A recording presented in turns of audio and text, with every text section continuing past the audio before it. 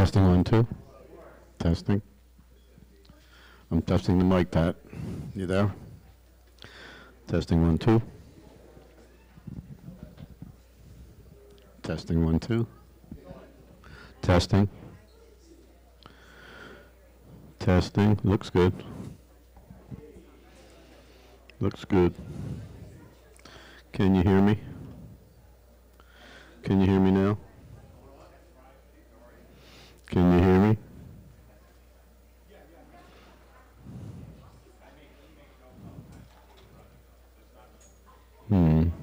Testing 1, 2. Testing. Testing 1, 2.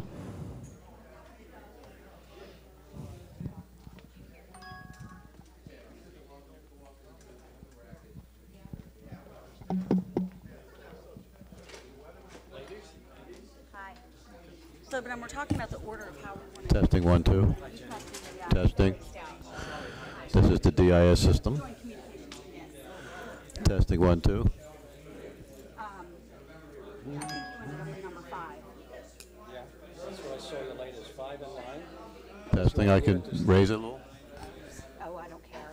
I mean, if you guys want Because I to change saw it, just the tell me. latest assignment. I just did. Testing 1, 2. This was the mic. I don't remember what who Yeah. did what. But I just whoever came in first, that's what I did That's what because you I was getting to it. Testing. Okay. Well, 5 is a lengthy, long-winded. Testing. So, It was a venting, it was mainly comment, so not really I a know. comment and Testing 1, Right. 2. So I don't know if he's going to be here this evening. Testing 1, 2. This is a mic. And I want to read all of that. I can raise it on it. well, I tell you what, as a courtesy, you should Okay. just read Turn up the mixer, okay? respond. Okay. And I have a general comment I'm going to make because I'm not going to Turn it up. who's at home listening. Right. I have a Turn it up. Okay. reasonable comment. Okay. It's almost maxed out, Pat. Testing 1, 2. Well, as we were talking, the only one I'm not going to read is Maxed the one out. about theft. The mixer's all the way up. Right, I agree. But, maybe you can just make a comment on that specific question was passed. I don't know if it was or if it wasn't. Did Well, the you mix. I know she might be here, and if she watches, I don't. If I have to explain, you know what? I had thought maybe after all of this, I responded to her that I received her period, which is what I did with all of them. Okay. I think so. I think so.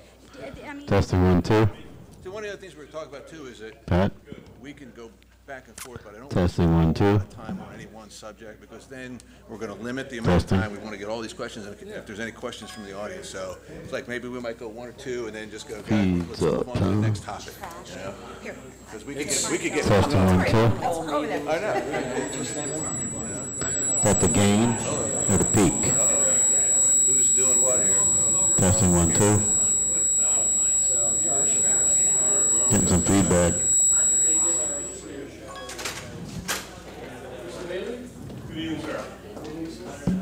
Lower left hand, yeah, the tweeds, levels. Testing, they're up a little bit. Okay.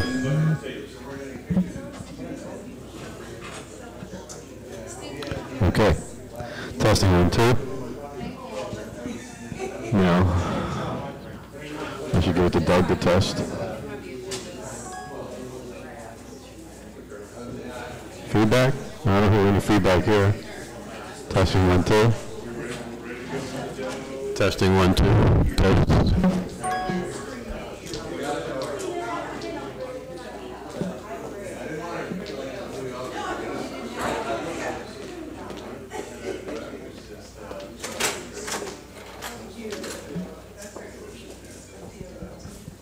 Testing 1, 2.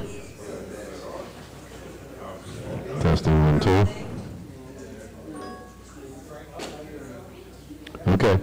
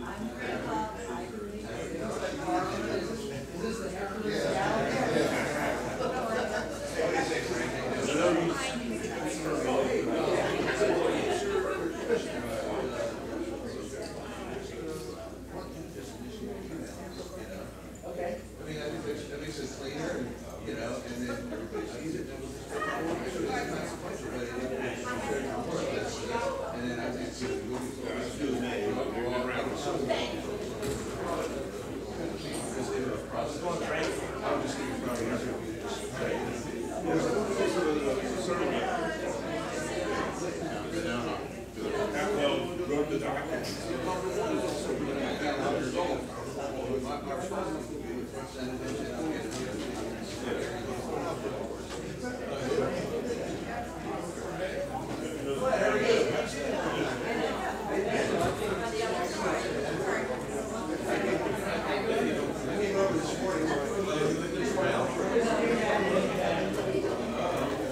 1, 2. Testing. Testing. Testing. I don't hear the boom that well, though. It's they're drowning it out a bit. So that speaker in the back, we should turn back on again because now they moved the chairs up.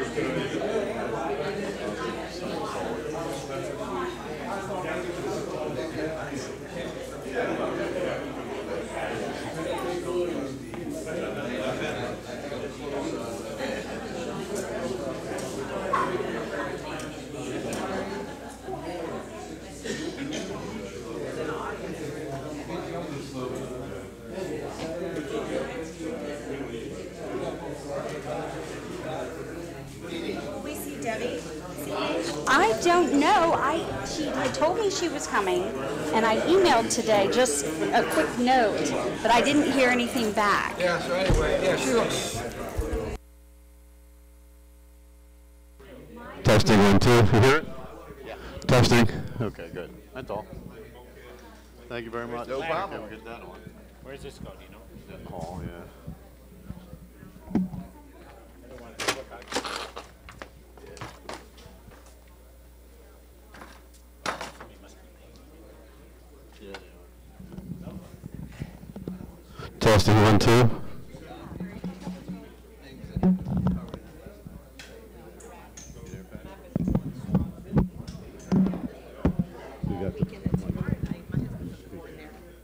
He's doing that AGH fundraiser. We'll go on over there because I guess a couple of it will be, let's see, what's this say? Yeah, guest bartenders, 6 to 9, live music, 7 to 10. I don't even know where it is going to be, if it's downstairs or upstairs. Okay. Yeah, it's definitely a hopping place, there's no doubt. Have you ever been on the Wallace bus trip? Have you ever done those? They're very interesting. I've done a couple. Hello, you gave up the janitor of the month job? I thought it was very interesting. How are you? Do you remember who I am? I'm Irene Franks. You're Dave Stevens, right? They wanted you to fix the speaker. Franks. I'm Irene Dill. I'm sure I'm Frank. Yeah, Irene Dill. Yeah, Frank's wife. Good to see you.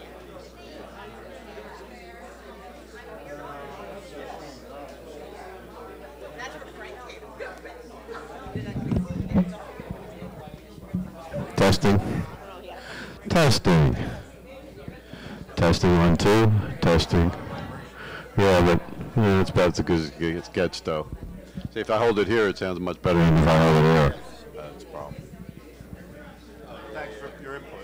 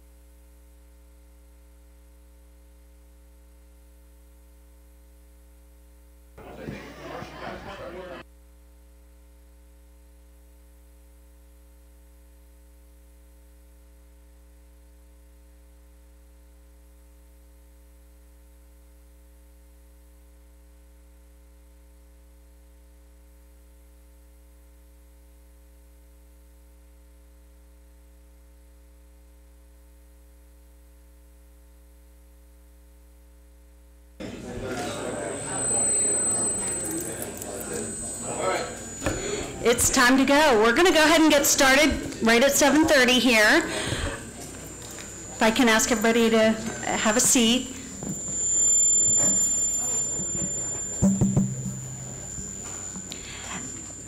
I want to welcome everyone this evening. Thanks for coming out.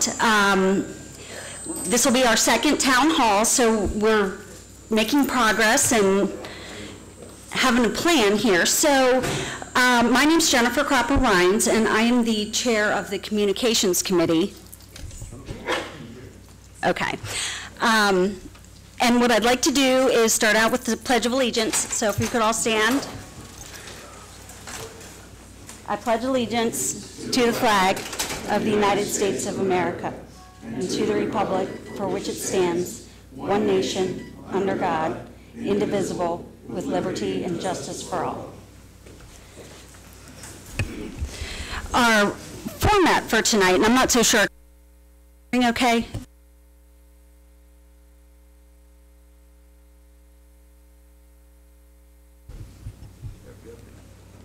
Now it's okay? You see the red light?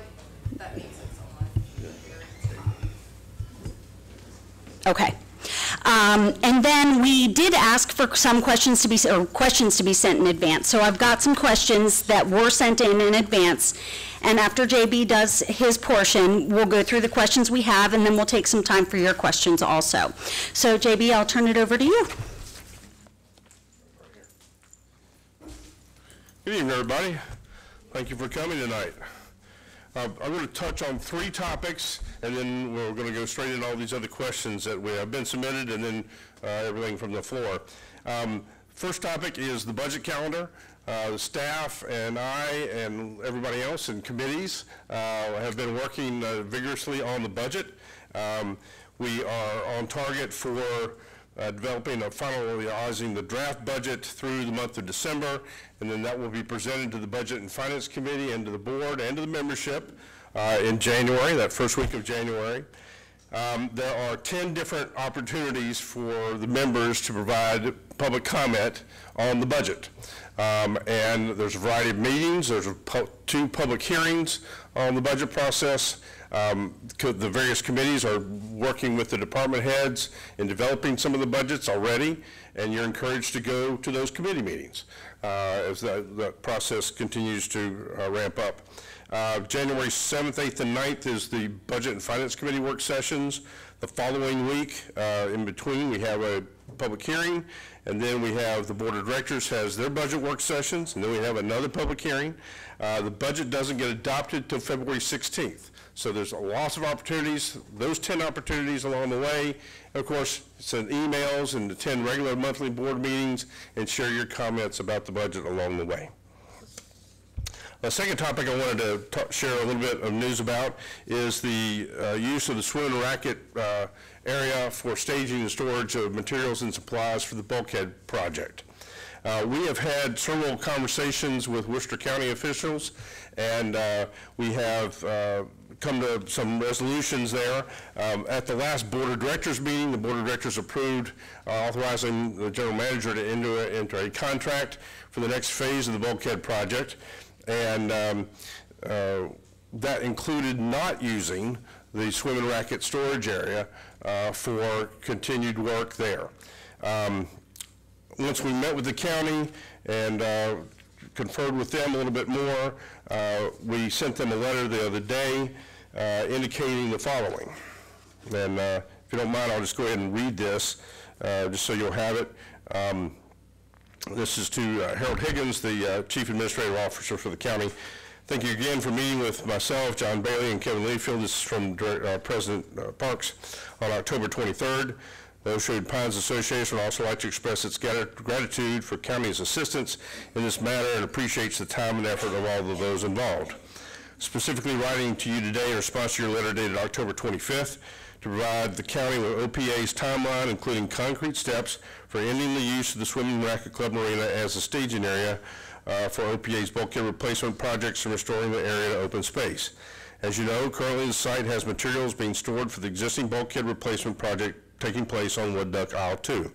The ongoing work is contractually scheduled to conclude on February 28, 2019. OPA's contractor, High Tide Marine Construction, has been notified of the county's decision regarding the use of the site and has agreed to cooperate with the plan detailed below, which I'll share in a moment. The staging area restoration plan, the removal of the dumpster from the site by Friday, November 2nd, that would be tomorrow. All other materials related to ongoing bulkhead replacement work currently stored on the site will be removed by Friday, November 30th, 2018. Materials, including fill, delivered to the site related to the completion of the existing contracted work with High Tide will be promptly loaded onto barges and will not remain stored on the site for more than 24 hours, weather permitting. No equipment, including trailers, will remain on the site for longer than 24 hours. The existing contracted work with High Tide will be completed on or before February 28th, again, weather permitting. The area will then be restored to open space as outlined below. Impervious areas on the site will be removed or filled over as appropriate, including but not limited to the access lane and staging area at the bulkhead. Once the stone dust has been removed or dissipated, topsoil will be applied to all the areas and seeded and stabilized. Once stabilization of the site has occurred, the area would be inspected by the county for compliance, particularly with sediment erosion controls, and when they're able to be removed, those will be removed. We're going to plant some additional trees there. And looking at split rail fence along the access lane, it's anticipated that the restoration work will be completed by Friday, April 30th to 2019, again, weather permitting. If High Tide is able to finish the proposed work ahead of schedule, the restoration of the site will begin at that time as weather allows. And thank you again. So that's our efforts with the county related to the use of the Swim and Racket Club area for staging and storage for the bulkhead project. The last thing I'll talk to tonight, okay, is the country club plans. Where we are right now is we had some additional things working on the roof issues, and that has been completed in the last few days. Now the revised calendar timeline-wise for the issuance of the RFP is issued the RFP on November 16th with a December 14th deadline for the bids. Review during the month of December into January. Right now, the board is scheduled to meet on January 5th.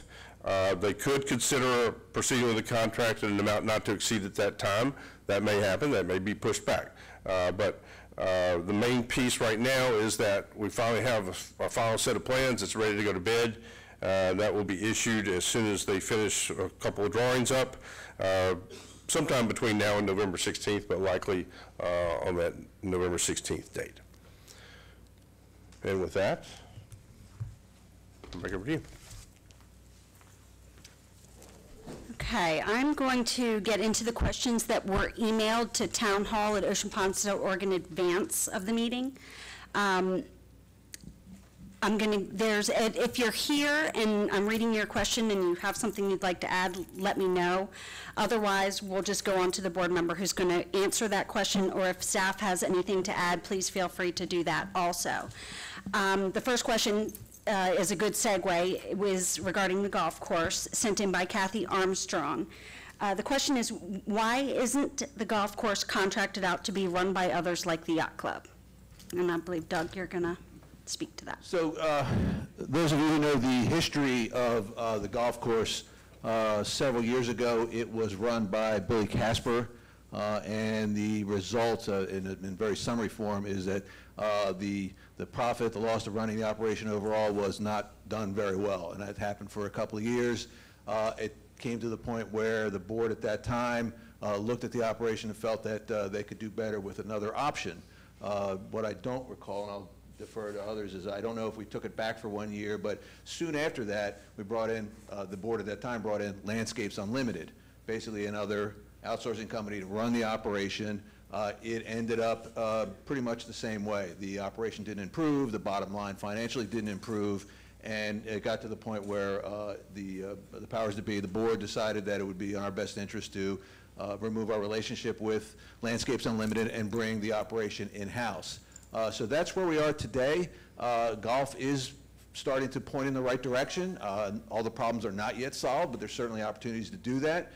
If somebody came up and said, would you ever consider outsourcing the golf course again? I'd say if conditions warranted that, yes, it's certainly an option to look at. For right now, it's not. It's something that we need to keep in-house, that, especially given the fact that there's been so much, I don't want to call it turmoil, but just the idea of changing the way we run the operation, bringing in an outside group, assessing their, their effectiveness, and then turning around, bringing in another outside group, assessing their effectiveness. Let's try to get some level of stability first, and if that still doesn't yield the kind of results we want to see, then certainly we'll never say that we'll never look at an outsourcing agreement again, but that's not in the cards at this point in time. And then, questions, other concerns at that point? Okay, thank you. Okay. The next question was sent in by Keith Kaiser from 28 Moonshell Drive. And, well, it's a statement and then a question. It says, our streets are pretty chewed up from reoccurring water line repairs. Is there a long-term plan to improve our water mains so that street repairs won't be a waste of time and money? That's my question, or my response to that. As you all know, we're part of Worcester County. There are a lot of planned and unplanned events that happen in our streets. When a sewer fails or a water main fails, our streets get dug up and then we end up with a patched area. There's definitely another factor is we're working on a drainage study and we're working on culvert replacement. And when we start doing culvert replacements, we're going to tear up streets. They're going to need to be backfilled and then eventually paved over. When they do dig up a street, one of the things you have to do is put the backfill in and leave it for a while before you put the coal patch or bituminous concrete on top of it. Otherwise, you'll end up having settlement, and you'll still have a big dip whenever you cross over that. So there's a lot of issues related to that. There is a plan underway right now that the Public Works is working on for pavement overlay. My understanding is that will not happen this fall, but we will be doing that in the next year. So we'll be paving over a lot of these places that right now are patches and all of that. In the meantime, they are adding coal patch in those places where there are potholes to try to eliminate those. I think one of the biggest factors is the coordination that is so important between our Public Works, Worcester County water and wastewater people, and also Worcester County Public Works. And so if we can coordinate and find out from them when they're going to be digging, what their plans are for any actual improvement of wastewater and water lines, then we can do a much better job of making sure that we can repair the roads in a timely manner. Sir, so I'm Keith Kaiser. Yes. That was my question, and I apologize if you said it and I just missed it, but specifically with regard to the water main, I know in front of my home it's been dug up pretty much once a year for the past 3 years. And you may have said it, is that our water main? Is that the county's water main? Do we fix that? Do they fix that? Is it in the street or is it into your property? It's in the street. If it's in the street, then I believe that's the county's property responsibility. So, again, I may have missed it, I apologize, but did you, I'm told by the people who come out to repair it, that it's older material, it's put in 30 years ago, it's failing constantly. Do they have a plan to come in at some point and bring that up to current materials? I don't know. I don't know, Kevin, if you know, if you want to speak to that. If you guys could come up to the mic, because they can't hear on the video. I'm sorry, both of you. I don't want to speak for Worcester County, but I'm in contact with them, and they don't know where it's going to fail, so they repair on an as-needed basis when the line fails, and it is the infrastructure that's so old that the guys are telling you right, but they necessarily, I don't believe there's a plan to go in and begin just replacing everything. They're responding to the problems as they occur. And that's Kevin Layfield, in case people don't know. Kevin Layfield, the facilities manager. I have an answer to that. I was on the Water Wastewater Committee for a while, and it's called the Blue Line. Apparently, there was some really degraded materials that degraded really fast. So what they did was underneath either a bond program, they went and fixed all the blue lines so that when you did come back, you wouldn't have to tear up a newly paved road. So there is a plan. So if you want to talk to John Ross down at the wastewater department, he has an absolutely good program with regards to fixing all of those before they go back and repave. But they got to go back and fix all of those before like 1980, those blue lines that went in, they just, certain time period where it was this bad product was used, and it was degrading. So they know where they all are, but just by the date that the property was built.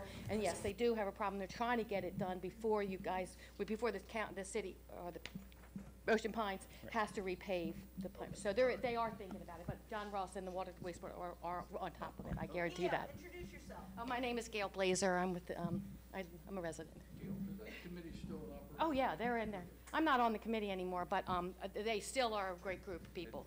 Thank you, Gail. That's helpful. The Worcester County Water and Wastewater Advisory Committee was established by the county sometime around 2000, no, probably in the mid-1990s. How many people on this board know who's on the Water and Wastewater Advisory Committee for Ocean Pines? They're appointed by Worcester County. They meet, I believe, monthly, if I recall. Bi-monthly. So we have a board of directors that doesn't even know who's on the Ocean Pines Water and Wastewater Advisory Committee for Worcester County. Just another instance of things falling through the cracks that are fairly important. With regard to the roads, the gentleman's question, the answer to it is that all of those lines, water and wastewater, are owned and maintained by Worcester County, and you pay them in your monthly bill. However, the county some years ago told Ocean Pines, if our patching does not take place fast enough, you can do it and bill us. And I believe our Public Works people will confirm that. Whether we've done that or not, I don't know.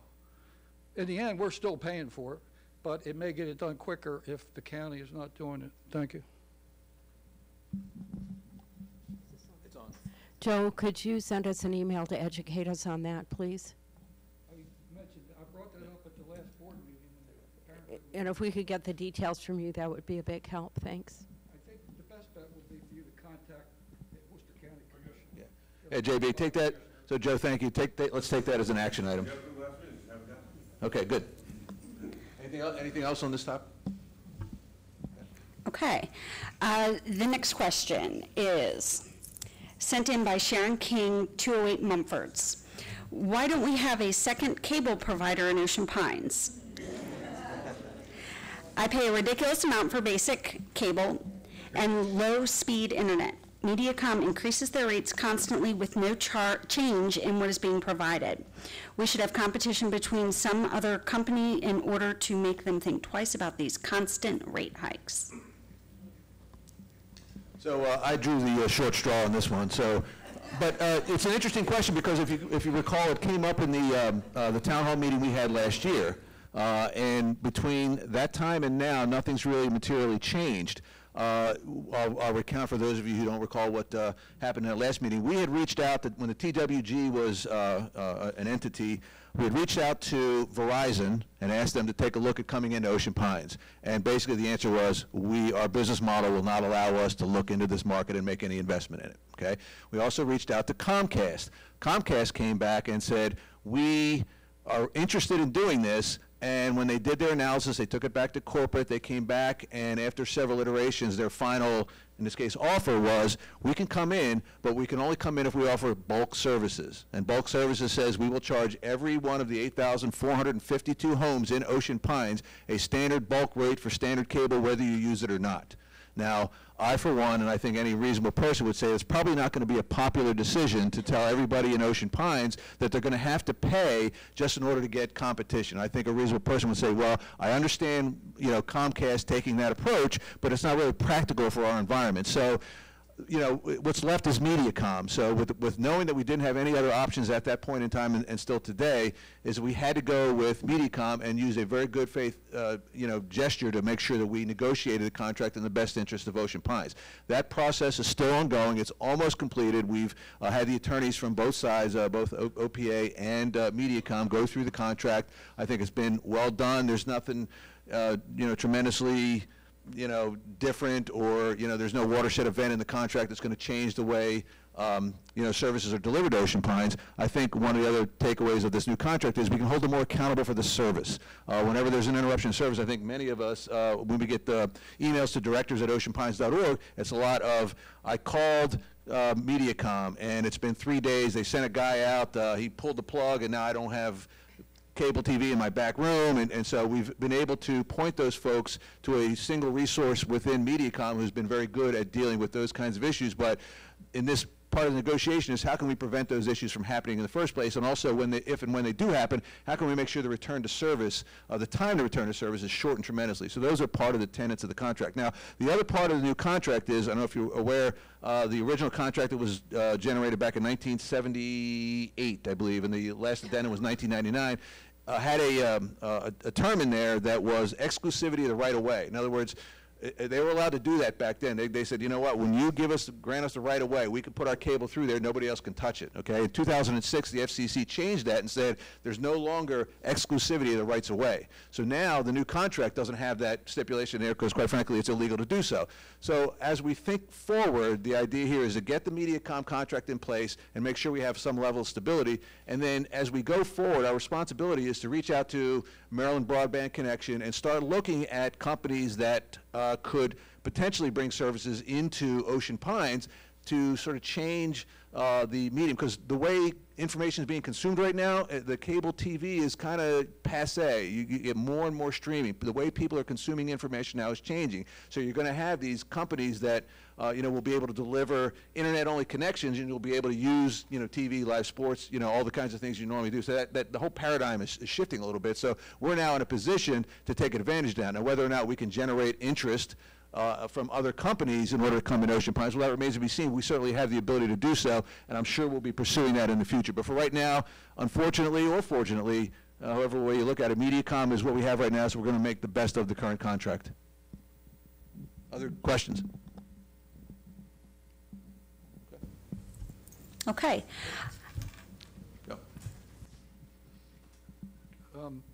I think it would be appropriate for informational purposes for association members to know that the Board of Directors has spent $35,000 or so of association member dollars simply on legal fees for a lawyer to look at the contract with Mediacom.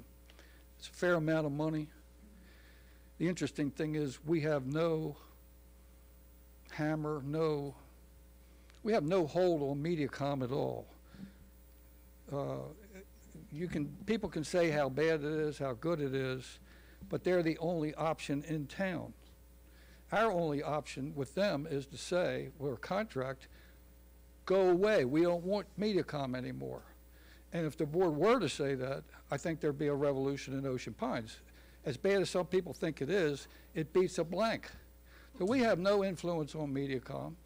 And as far as streaming goes, in the future, it may be more important.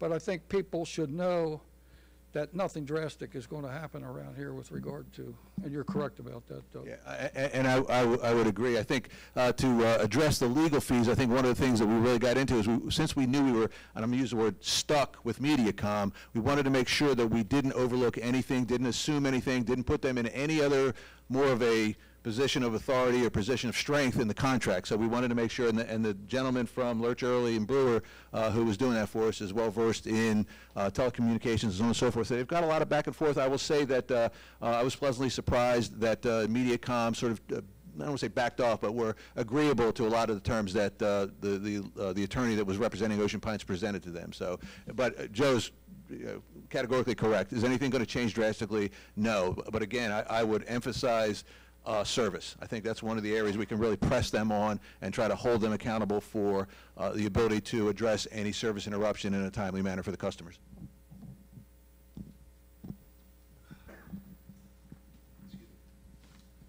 Brian Reynolds, 148 Ocean Parkway.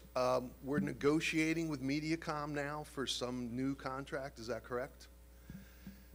Could you tell us exactly what is being negotiated, and would it include a consideration for us, the membership, to lower rates some way? If we can negotiate, if you're negotiating something with them, can it be get our rates down if we can't have some other competition? Yeah, I'd love to tell you that, you know, we were able to come from a position of strength and tell them that, you know, you're a captive market and we're going to tell you that, you know, we're not going to do anything with you guys business-wise until you give us better rates. That's not a reality right now. I would be remiss if I said anything other than I'd have to go back and look at the specifics of the contract because I'd hate to say something that was incorrect at this point. But, you know, from a sort of philosophical perspective, it's, you know, they're the only game in town, and we want to sort of build a partnership with them and try to make sure, obviously, cost and service are the two, you know, important things in any of those, you know, the service they provide. So the idea would be, how can we make sure that we get the best out of that? Okay, but you know, if you were to say, Doug, are we negotiating a rate decrease? No, I couldn't look in the eye and tell you yes. So. Do they own the in-ground cable? Yes, they do. They own the infrastructure. That was back from when they put it in. And actually, if you recall, although I don't want to take this discussion too far, if you recall, remember, was it last year you saw trucks on Ocean Parkway? You know, they were actually replacing some of their own infrastructure with upgraded cable. I think they even use fiber in some cases and so on and so forth. But they own that infrastructure, and we don't really do anything to maintain it or so on and so forth. It's all part of their environment. So. Okay, so I just want to add something else to what Doug and Joe and others have stated, because it hasn't been brought up. I happen to have background from spending some time in the IT and telecommunications space. Some of us already know there is a new technology coming into the marketplace, 5G, which is going to change a lot about what's happening with the cable providers. And if you look at recent AT&T report, their quarterly report, you will realize they have lost hundreds of thousands in subscribers. People are cutting the cable. What some neighborhoods are doing, and this is the point I want to make because I'm personally interested in the topic, in New York there is actually a private sector movement where they're establishing what's called MASH network, which is basically privately owned, where the owners and neighborhoods are getting together, taking advantage of the technology to basically introduce alternatives to what we basically have here, which is monopoly. And I think, you know, you're beginning to see more of that in some very dense areas, and New York City is a great example. Anybody that's interested in the article can contact me. I will email it to you. But you know, it will take some time for us to get to the point where we can actually explore for the entire community, whether it's 5G, whether it's you know, MASH network or something else, that will be a good alternative to what we now have, which is Mediacom. Do we have any other remarks on Mediacom? Okay. Sure. A quick comment. It's real practical. It's a real practical thing. Some people just don't realize it, and that is, the flat out truth is, like Mr. Kaiser was saying, Mediacom's lines are in the ground. Nobody else has a line in the ground. It's not like they could come out and run the line from the road to your house and connect you. It's not there. So, and I know everybody in the room understands that. There are some folks that just don't realize that. It's a real practical piece. Thank you.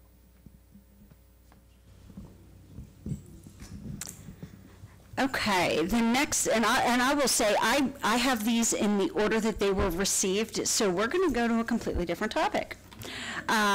This one is from Wendy Sloan, who lives at 3 Greenwood Lane, and unfortunately she cannot attend the meeting. She is a nurse at PRMC and is working that night. The Pines offers many activities, most of which are geared towards families with small children or the seniors in the community.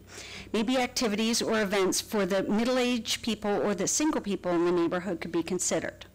I am 52, single, and just moved here. I went to the new resident welcome at the Yacht Club and was the youngest person there.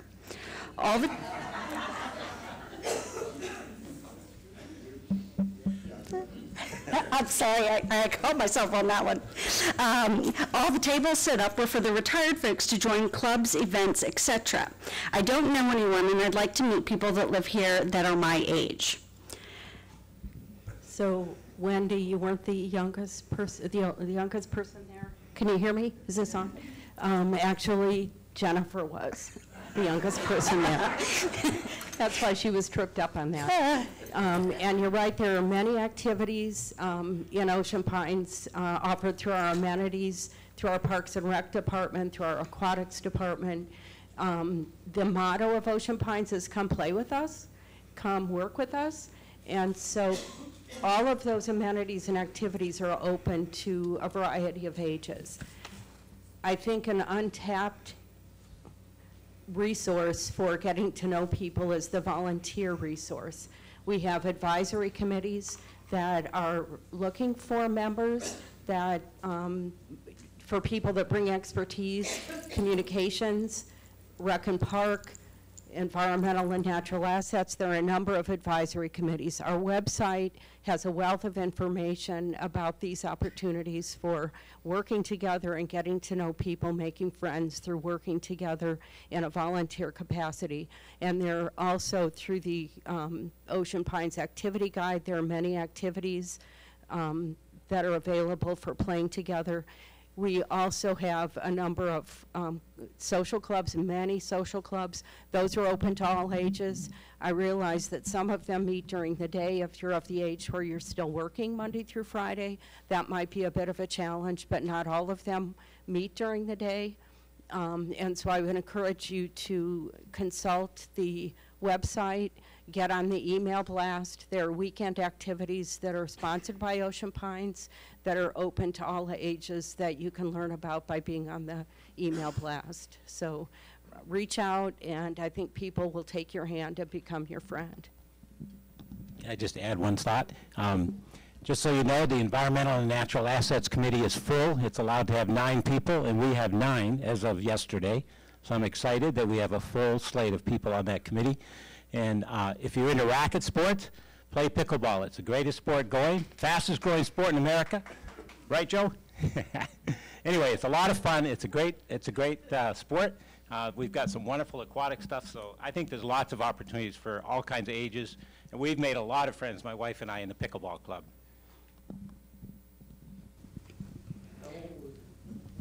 A lot of them younger than me, Joe. Well, I do need some people for the communications committee, so maybe I'll reach out for that one. Okay, next one.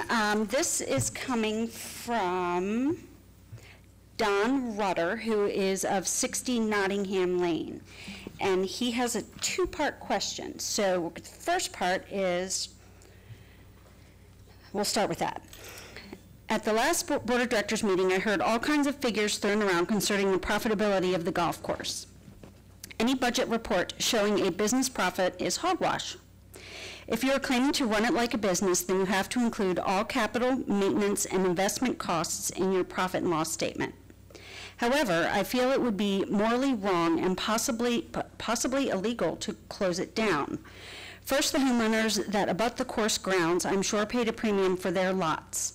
Second, the members that bought lifetime passes have rights too. Perhaps most importantly, any money that land brings in is better than mowing a bunch of unused land. However, it makes no sense to me to spend $1 million+ to make another restaurant/party room in the outback. The yacht club is barely breaking even, if that. To put another building back there far away from easy public access to compete with it is like going off the beaten path and building a Pizza Hut next to a Domino's and owning both of them. I would love to be proven wrong, but I think you owe the membership an honest business plan that shows this makes economic sense before you agree to spend another $1 million there. I suggest that you caulk the existing windows, power wash the existing siding, and make any necessary repairs to the roof of the clubhouse and let it be. If and when the yacht club can no longer handle the year-round restaurant business back there, then have at it.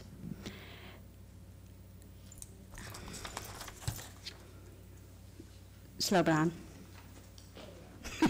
So I have the honor of responding to this. Believe it or not, I actually volunteered because after I read this comment, I enjoyed reading it. So it tells you that I'm looking for punishment. First of all, I want to thank Mr. Rutter for sharing his thoughts with the board and the community. It's great that we all have a freedom to express our thoughts and views, and I think the more we do that, the better for all of us, the board, the management, and the homeowners.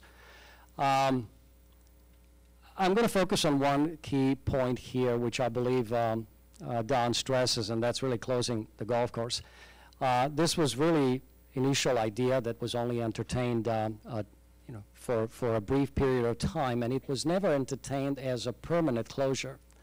It was really considered as a temporary closure, as a way to reduce the costs of the overall renovation project. And the thought was that if you close it, perhaps that will generate savings and prevent unnecessary expenditures.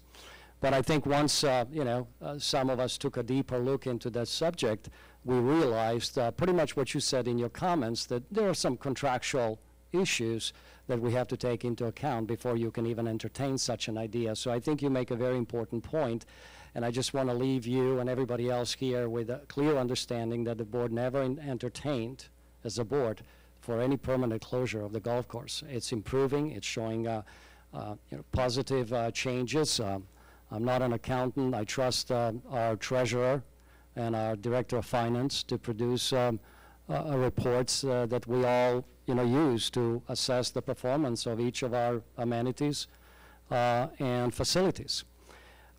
Your second point is another one that actually we as a board have been discussing, and that gets to your point of a business plan. We are actually asking for a business plan that will basically justify this whole project renovation, whether it costs $500,000 or $1.5 million. Time will tell. We are not done yet. We are in the process of collecting data. The general manager will be releasing an RFP soon that will actually provide the board and the community with the cost of that renovation based on the current scope of work. Once we have that data, we will be able, as a board, to, what I believe, make a informed decision that's based on what's in the best financial interest for the entire community. And that's certainly what some of us feel as individual directors, and I believe the board as a whole is looking at that. So I just want to leave you with those thoughts. I hope my response is acceptable to you. If it's not, you're welcome to offer additional questions or follow up with additional comments later on. But thanks very much for bringing this up. Okay.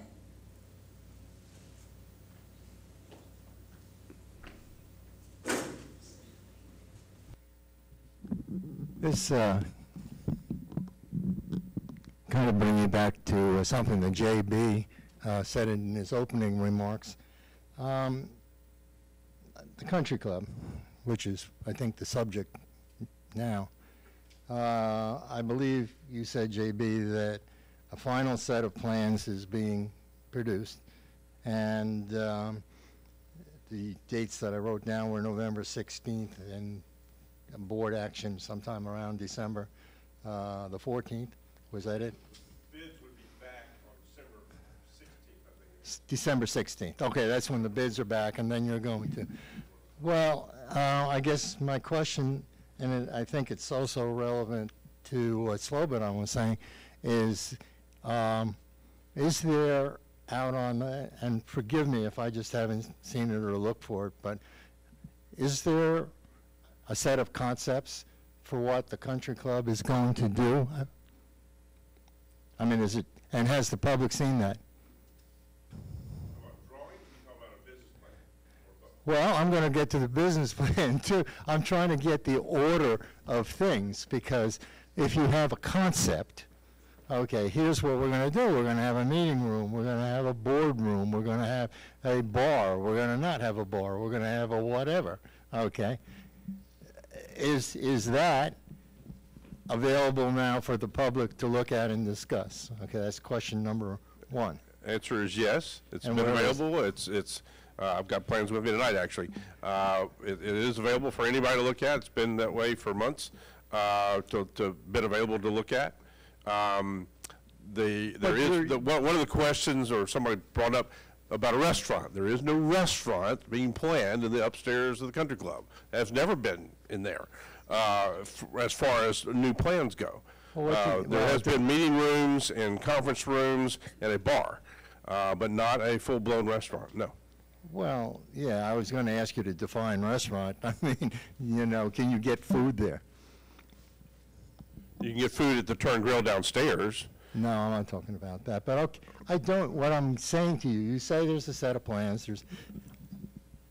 Are they on the internet right now? Can I go home and look at them? Denise, are they on the internet or on the website? Okay, so the public. Yes. They are? They are. Okay, now the other thing you said is the final set of plans, and they're going to be on November 16th. Well, how does the set of plans on the internet relate to the final set of plans? They're pretty similar except for the roof piece, and when we get those back, we'll replace them online with the new set. Okay. So in other words, you've got a concept for what's going to be up there and the functionality of it and everything like that. You've got a bar. You don't have any food preparation or anything at all. Not upstairs, no. Not upstairs. The intent is to have a warming kitchen, but that's literally for And I potlucks guess or my whatever, next anything like that. curiosity type question is, wouldn't having a business plan precede getting that concept, or at least be done in parallel? How are you going to use it? How are you going to pay for it?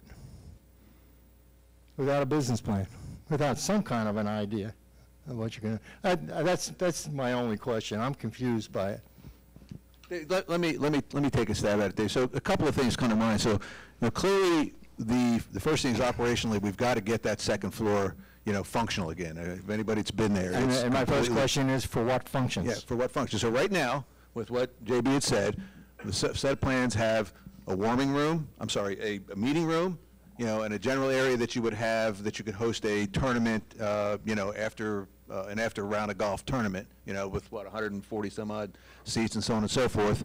And that's the extent of it right now. So as far as the business plan goes, it's in its infancy. Is it complete? No, it's not. But that's where we're starting. I think the other dilemma, and this is just me speaking, the other dilemma is when we get those bids back from, you know, the bidders, I think it's going to tell us something and probably open our eyes as to whether or not our original concept can still hold water. If, in other words, if we decide that, you know, we're going to go with our original environment and it costs us $7 million, okay, well, then obviously we're going to have to revise, you know, what we look at, because that's certainly not a good investment. So I think what we're doing, and I'm not trying to skirt the question, is I just don't have the answer until we get that initial bid back, and I think that will be the sort of the watershed event that says, you know what, here, now we've got a bit more data. We started with a concept, we sent it out to the industry, got bids back from the, you know, the powers to be that would want to be involved in that project, and now we have to, you know, kind of take not only the golf committee, the membership, you know, the OPA membership, staff and everything, and look at that and go and decide whether or not we should move forward with it. Okay, well, I don't want to belabor this, but what JB has told me, that if I go home tonight, look on the web page, I'm going to be able to see a concept for the development of the upstairs, which is going to be very close to the package that you're sending out to the. Yes. Yeah, the internal functions of the facility from the drawings have not changed. The only thing that has changed since the package that's on the website is the roof pieces. Okay, thank you.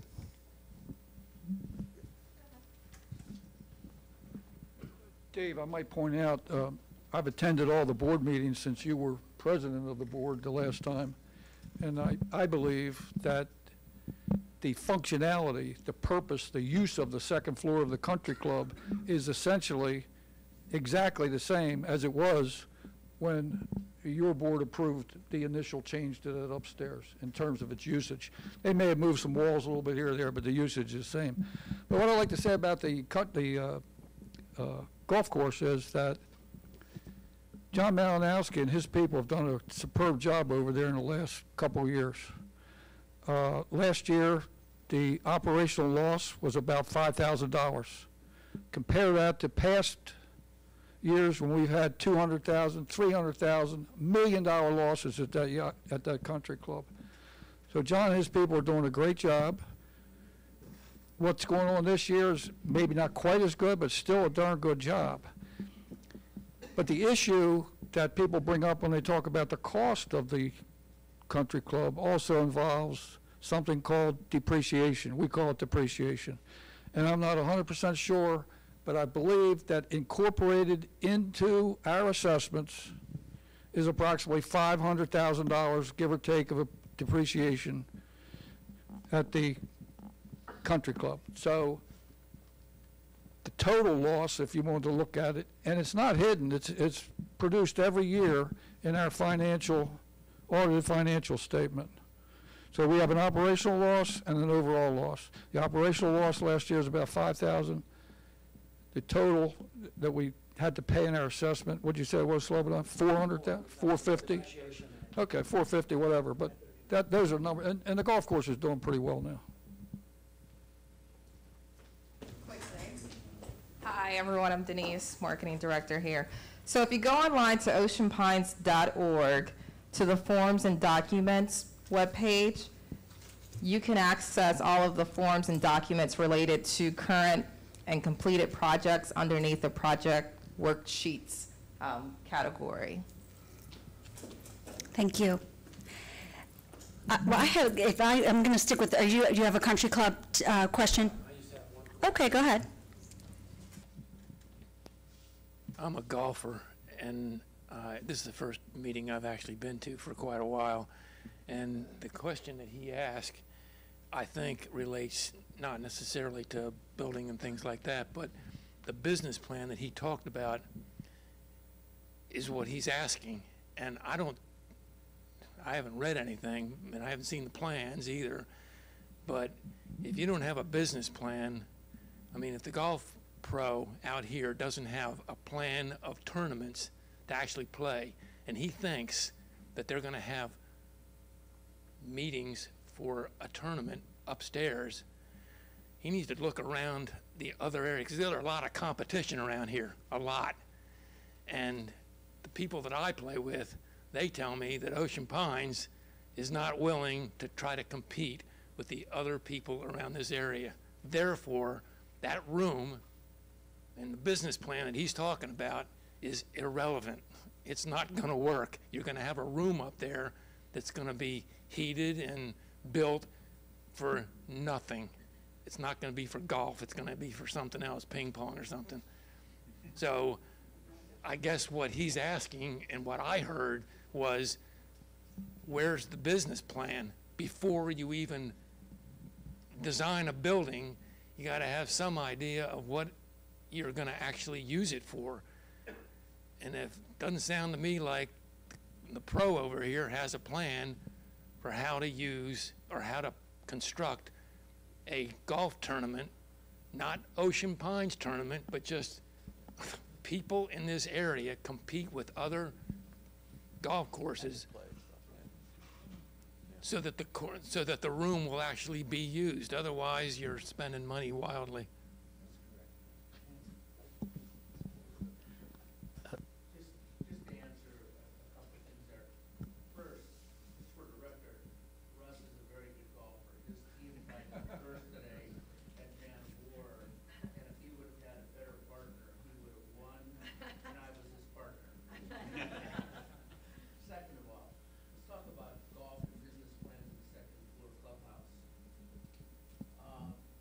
Years ago, before I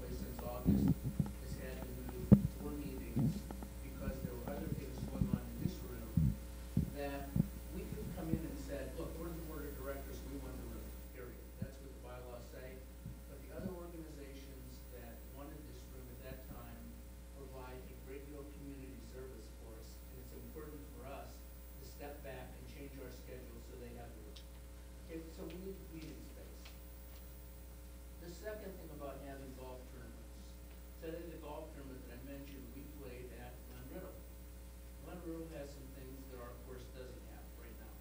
And they're going to come up in budget discussions. First off, the course is in great shape. Our course is not in great shape. And that is alarming, should be alarming to everybody, because we spent a lot of money to get the course in great shape. It's not there right now. And in fact, the courses that my group plays on, which includes Bay Club, Ocean Resorts, and Ocean City Golf, Ocean Pines, and by far in the worst shape. Okay? We have to protect the investments. The second thing, if you don't have a clubhouse facility, and the second, where you can do some things like have a meeting in this, where the golfers can gather, the second floor, you won't have big outings. The golfers just don't want to go to the yacht club. I mean, after a golf tournament. That's just a fact. So you have a community-centric thing, and I think certainly the position I've taken and my fellow board members have taken is community-centric is fine, but if you start putting fixed food and beverage operations anywhere in this association, given our performance over the past 5 years with the yacht club, we want a business plan to justify it. And in fact, this year, the board has directed the general manager and his staff to prepare business plans for all amenities that show a break even or better. We do live in a highly amenitized community. And what that means, if you don't understand it, and I think this number's off the top of my head, it's pretty accurate. The $539,000 of depreciation for the golf course last year in the audited financial statements are what we all signed up for to live in an amenitized community. So to me, I don't have a boat, I don't play racket sports, I pay the depreciation for those amenities, and that's fine with me because I'm in an amenitized community. What I didn't sign up for, and I don't think what any of you signed up for, is to subsidize the cost of my hamburger at the yacht club or my greens fees at the golf course. These amenities have to, on a net operating profit basis, carry their own weight. And that's what this discussion is all about, and that's what the business plans are all about. So I can tell you as myself, and I believe that I have the support of my colleagues on the board, we will invest in these amenities to do what we have to do. And for those of you that have not taken the tour that I was given as a new board member, I want to tell you something. Actually, my wife's there, so I can't say the word on the slide. Our amenities have been permitted to deteriorate into absolutely crappy condition, and they need fixed. And this board is going to be committed to fix it. I'm committed to signing the checks and authorizing the GM to write the checks to do it. But in exchange, I want business plans that show these things to be run like profitable businesses that protect your investment. And that's pretty much for me the end of the story.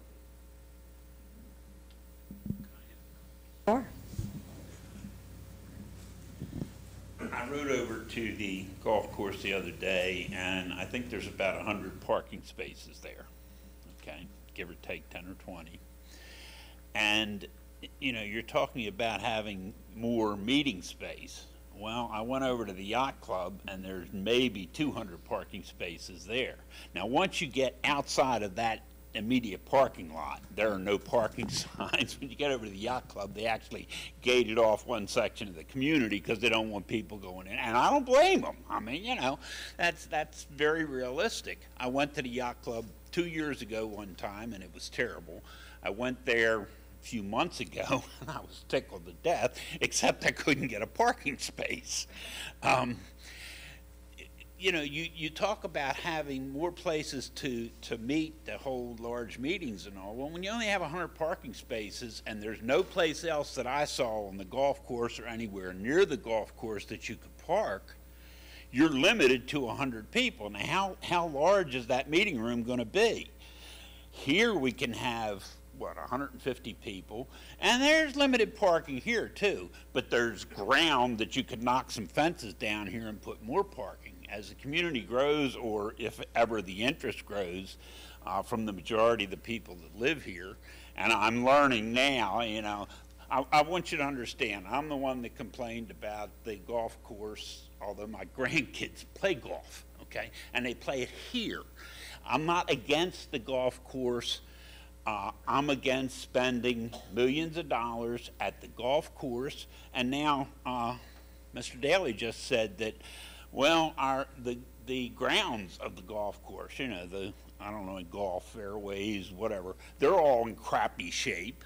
Well, after you spend, I mean, the figures I've seen are 1.2 million, you know, is the guesstimate of the board of what fixing the second floor of the thing's going to be, 1.2 million.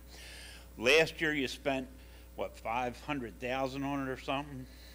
Something like that. Okay. And now you're saying, well, wait a minute, we've got a crappy grass and whatnot over there. What's it going to cost to put that back in shape?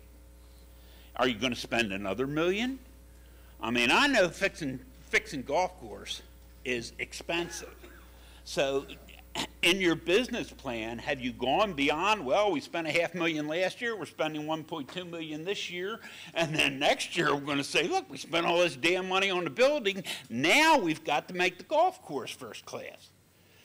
Personally, I told you in the letter, don't do anything to the building. And as far as the people, you know, the golfers not wanting to drive 1 mile, it takes 3 minutes to drive that mile, according to my GPS, to go to the yacht club. Oh, shit, if you don't want to drive for 3 minutes to drink your beer, don't go. You know, when you play golf, when you're finished with, you know, playing your golf, you get out of the golf cart, you put your golf clubs in the car, right? Okay, so you've gone to the car. Does it really hurt you to drive a mile to the yacht club? The yacht club's barely breaking even. If you could get those golfers to go to the yacht club, then that would be more money for the yacht club, and you haven't spent a couple $1 million. Spend the money on making the golf course good. I'm all for it. And I don't care if the golf course makes a profit, to be perfectly honest. I don't care if any of these amenities, because there I agree with you, Mr. Daly. I moved in here for amenities. I don't play golf. I don't use any of it. But I moved in here because my 19-year-old grandchildren come to visit me once in a while, and I want them to have something. And I happen to like a community that has amenities. But you guys are just, you know, well, we'll spend this, and then we'll spend this, and then, oh my God, we got a golf course that we just spent over $2 million on in the last couple of years, and now what's it going to cost to do those greens and fairways and all? Got any idea? Mostly time. Well, time ain't free. You know, do you have a ballpark? Is it 1,000? Is it 10,000? 100,000? Is it $1 million? It's not $1 million. It's not 100. It's somewhere in between. It's less. Less than 100,000. It's chemicals and time. To put that golf course back in shape, that it can compete with the other golf courses in the area, is less than 100,000. If I may, I wanted to address the conditions of the golf course. Because 3 months ago they were beautiful. 3 months ago, the conditions of the golf course were great. Oh, okay. It doesn't take much when you're living that natural environment of, we talk about all sorts of natural things around here. I won't mention a particular word yet, but I'll be blunt. We had one individual on our staff who was assigned to water the greens on a Sunday afternoon during the summer. Or not just afternoon, but that day. He watered them once in the morning, and then he left. We burnt. When that one thing killed us, and we're still paying for it. And that's the way that issue works. Again, I don't think anybody would argue that 3 months ago our course was in beautiful shape. And then one thing happened, and that led to, you can't just fix that with water or fertilizer, because then what happens? You have the high heat, and then you have the rain. We become a petri dish for everything.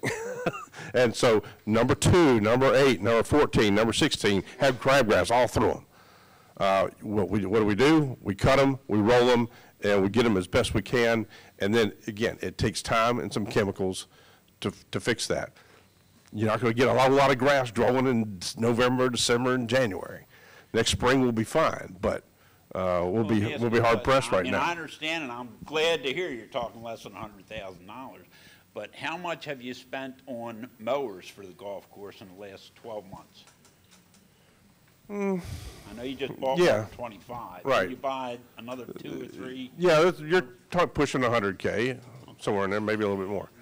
You know, Yeah, those are capital pieces that part of that. Go against the profit and loss. Correct. That's the depreciation piece. Yeah, correct. okay, and that, you know, that's one of the things that kind of irritated me at the last meeting when, you know, everybody said, oh, the golf course made $5,000 or it didn't make $5,000, but we didn't count the $500,000 and we didn't count the $100,000 and we didn't count this, that, and the other because they're all capital costs.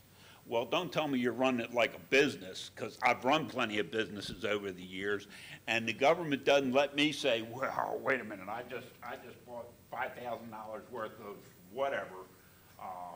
Right, but that goes back to the capitalized costs that we were all talking about earlier. Not counting those capitalized costs in the And according to our bylaws, we don't.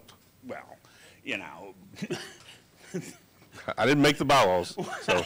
Yeah, but come on, be honest. That's all I'm saying. Don't. I am. Well, our bylaws said I don't have to count this $1 million, so we're making a profit. They are not included in the P&L. Well, okay. They're not included in the profit and loss, so Right. if you spend another $1 million there, it doesn't count against the profit. Because it's an amenitized community, right? Well, Same thing. But don't, you know, don't pull this stuff, you know, oh, we're making money. And again, I don't care if the golf course makes money or not. I paid to get in here, but you know, one of the other things that's going to come up in one of my other letters is the fact that you're charging people, everybody in here, $951 last year for dues. From everything I've heard, it's going to go up next year, okay? Now,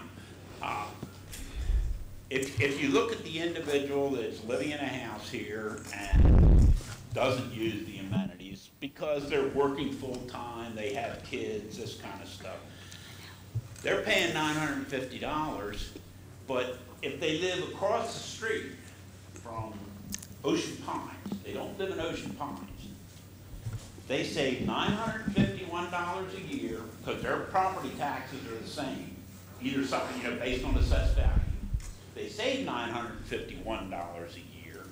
They pay $7 to use the swimming pool, and we pay $6. So I'd have to use the pool more than 951 times a year to break even.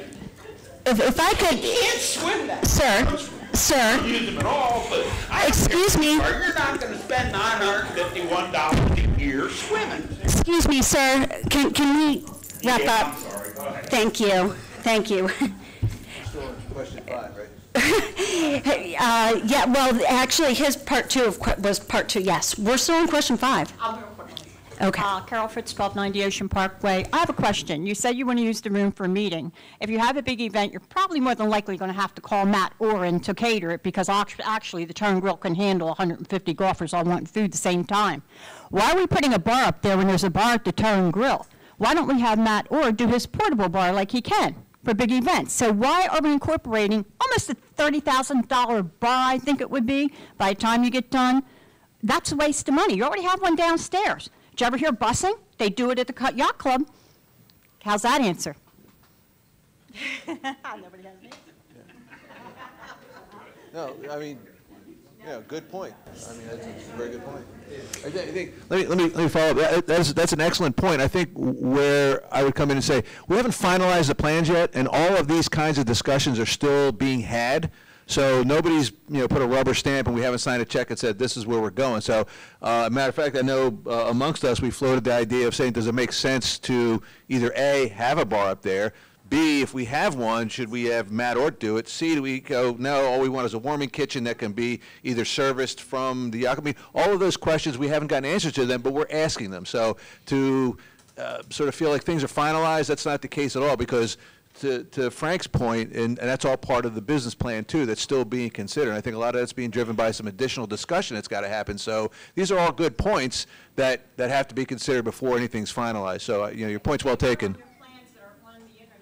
Right, and that, yeah, and you know, hey, there's things called change orders too. So, you know, the idea of because here's the other part. This is again just me. If we try to get the ultimate solution, we run into paralysis by analysis. Okay, we'll never get an RFP out because we will talk ourselves into creating so many different changes that we'll never get it off the board. I'd rather get something off the board, get things started, and then as it matriculates, we end up looking at it and saying, you know what? We talked to the golf pro. The board has a certain approach. We add in more factors, and that can change, you know, some of the nuances of the environment and the operation going forward. So I'm comfortable in the fact that we know what we know right now, and we know that we've got more questions to ask and answer before we finalize that operation. Someone answered a question on parking, 100 spaces. How many people are going to be upstairs? Yeah, good. I think that's TBD at this point. I mean, you know, for a large meeting, there's how many? How many in there? 125. I would say, you know, for a large meeting, could there be a possibility that we have a parking concern? Perhaps. I suspect that there aren't that many meetings that occur that would, you know, have, you know, 100+ participants. I mean, you know, board meetings. I mean, think about it. Board meetings, committee meetings, you know, other club meetings, and so on and so forth. You're not drawing that kind of a crowd on a regular basis. So other than perhaps a golf tournament, you know, an outing with, right, you know, 18 or 36 foursomes, then that's the maximum number of golfers you can have on a golf course at one time is 144. Right. Okay. Director Daly mentioned the phrase earlier, community-centric facility. Yes, there will. The plan is to have some additional golf outings to create some additional golf revenue. However, the main purpose of that upstairs is community-centric. We need space for meetings, both large and small. And that's the big purpose of the. Well, again, we've got a facility. Right now, it can't be used upstairs at all. Several years ago, we made a decision as a community not to tear it down. Then we made another decision to spend $380,000 plus labor, so $500,000, $500,000 on the lower level. So we still have this upstairs that is just dead. And we have a roof that's been a persistent problem and has gotten worse. And now we chase leaks, and they're always different wherever there might be. So we have to do something with that upstairs, and that's where the debate has been as a community. How far are we going to go with that upstairs? It's not being renovated just for the golfing community and just to create revenue for the golf side of the house. It's being built for use of space by our clubs and our organizations, by the board members. Town halls can be had there, because this facility right here gets used a lot too. And we bouncing all sorts of people around. How many square feet are up there? Total square footage? 14,000 square feet. Okay, so what's that come, 1.2 million to 14 down? That's the whole building. That's the whole building. So 7. Half of that, and it's $1.2 million. I can't understand how you can spend that much money on that little bit of space, unless you're, you know, making it a Taj Mahal. No, it's not. It's not a Taj Mahal. Let me just quickly to your point and Lady's point, and I'm going to repeat what one of the former board members said on a few occasions. If all of us directors always voted yes on everything, we would only need one director. The fact is that we don't always agree on everything, and whether it's country club, clubhouse renovation, we're having these discussions. You know, some of us have certain opinion on the bar, others have different opinion. And we're having a healthy discussion. We're having sometimes very tough debates because we all have different views on this. But at the end of the day, what's going to drive the decision is the data. We'll get bids. We'll find out what the renovation is going to cost. We're going to look at other options. And then we're going to try to make a decision that's fiscally responsible and sound for what we think is in the best interest of the community, because we are supposed to manage our amenities in a business-like manner. And this is what I think we all have the same motivations, but we don't always digest the information the same way. And this is where difference of opinion come into play, and that's what democracy is all about. And we will vote when the time comes on what makes the most sense. But we are not there yet. We're still waiting for certain data to be in front of us so that we can make informed decision, not based on guesses. And I'm going to skip to the second half of your question, Mr. Rutter, and that had to do with use. No, you didn't. Is it on? That had to do with using that space as a kid space, child care center, I think is what you had in mind. And there have been other proposals for community uses of that are not meeting uses. A fitness center is one. There is an owner survey that was just completed, and the results are being tabulated. Any decision that the board is going to make about a capital expenditure for a new program or a new type of facility is going to be informed by the data that we receive in that owner survey. We also have a Rec and Park Advisory Committee who meets every month to discuss program needs. A lot of it has to do with children's programming needs, such as daycare centers and what would be appropriate facilities and services that would be needed by that part of our community. And so I'm the liaison to that committee, so I meet with them every month. I hear their thoughts and their ideas about this. And this is certainly an idea that we will, that I will bring to that committee and have them take a look at. But I think the practicality of using, we've talked about the parking and other practicalities of using the upstairs of the country club for non-golf uses. I think programs for children are probably better planned for in a facility such as this one, where there are outdoor spaces, easy access to Ocean Parkway for drop-off and pickup of children. But certainly you raise an interesting possibility of a need that we may have in this community, so we'll certainly look at that and discuss it. Thank you. But if you spend $1.2 million on the golf clubhouse, what are you going to do? You're going to tell us next year we're going to add another $100 you dues because we're going to spend $1 million on a parking lot, or now we're going to do something for the kids in here. Understand? I have, my wife's 40, my daughter's 45. I have two grandkids, they're twins, they're both 19. One of them goes to Duquesne, which is 340 miles from here. The other one works in Hagerstown. So I'm not arguing about this stuff for kids for me. But when I ride my bicycle through the neighborhood, my neighborhood, I see all kinds of kids. And I don't see a thing in this place for those kids. Now, I don't know if it's the... I beg to differ on that. If you look at our community guide, there are lots of programs for children that are available year-round, aquatics, parks and rec, and I think if you educate yourself, you'll see that there are plenty of things available for kids. If you look at the budget, you'll see how much money is being spent by the association to support those programs. They use the gym here, they use the parks, Sir. the pool. So I think maybe we ought to move on. I do. I think we've got some other folks who'd like an opportunity to have their questions answered also. Thank you, though. Yeah. Colette, are you saying you're seriously thinking of using the upstairs of the country club as a child's? No, this is a suggestion that Mr. Rutter gave in his question. Okay, and in the interest of time, I didn't read the question. But I got to tell you, you do not want little kids running around the golf course, parking lot, or getting out of cars, or being walked with their parents. I don't care what it is. I mean, it's dangerous. Beyond that there are practicalities that need to be considered.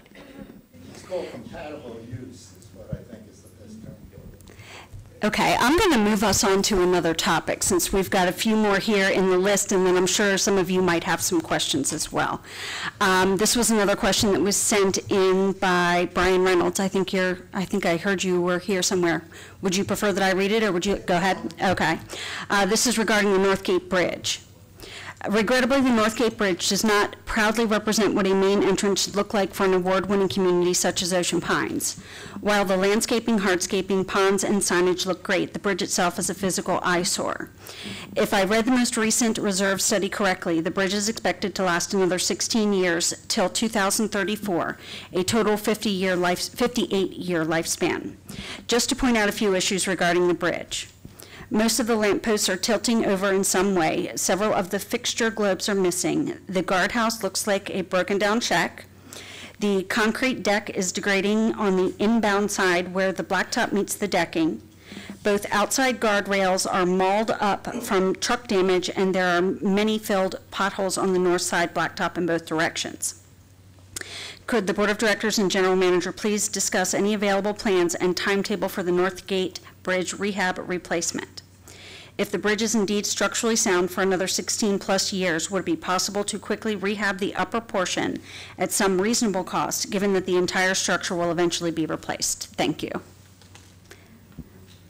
So this one's mine also. So interesting, yeah. It's if you remember, former Director Supik from last year had made a very passionate comment about her feelings about the Northgate, and it wasn't very complimentary.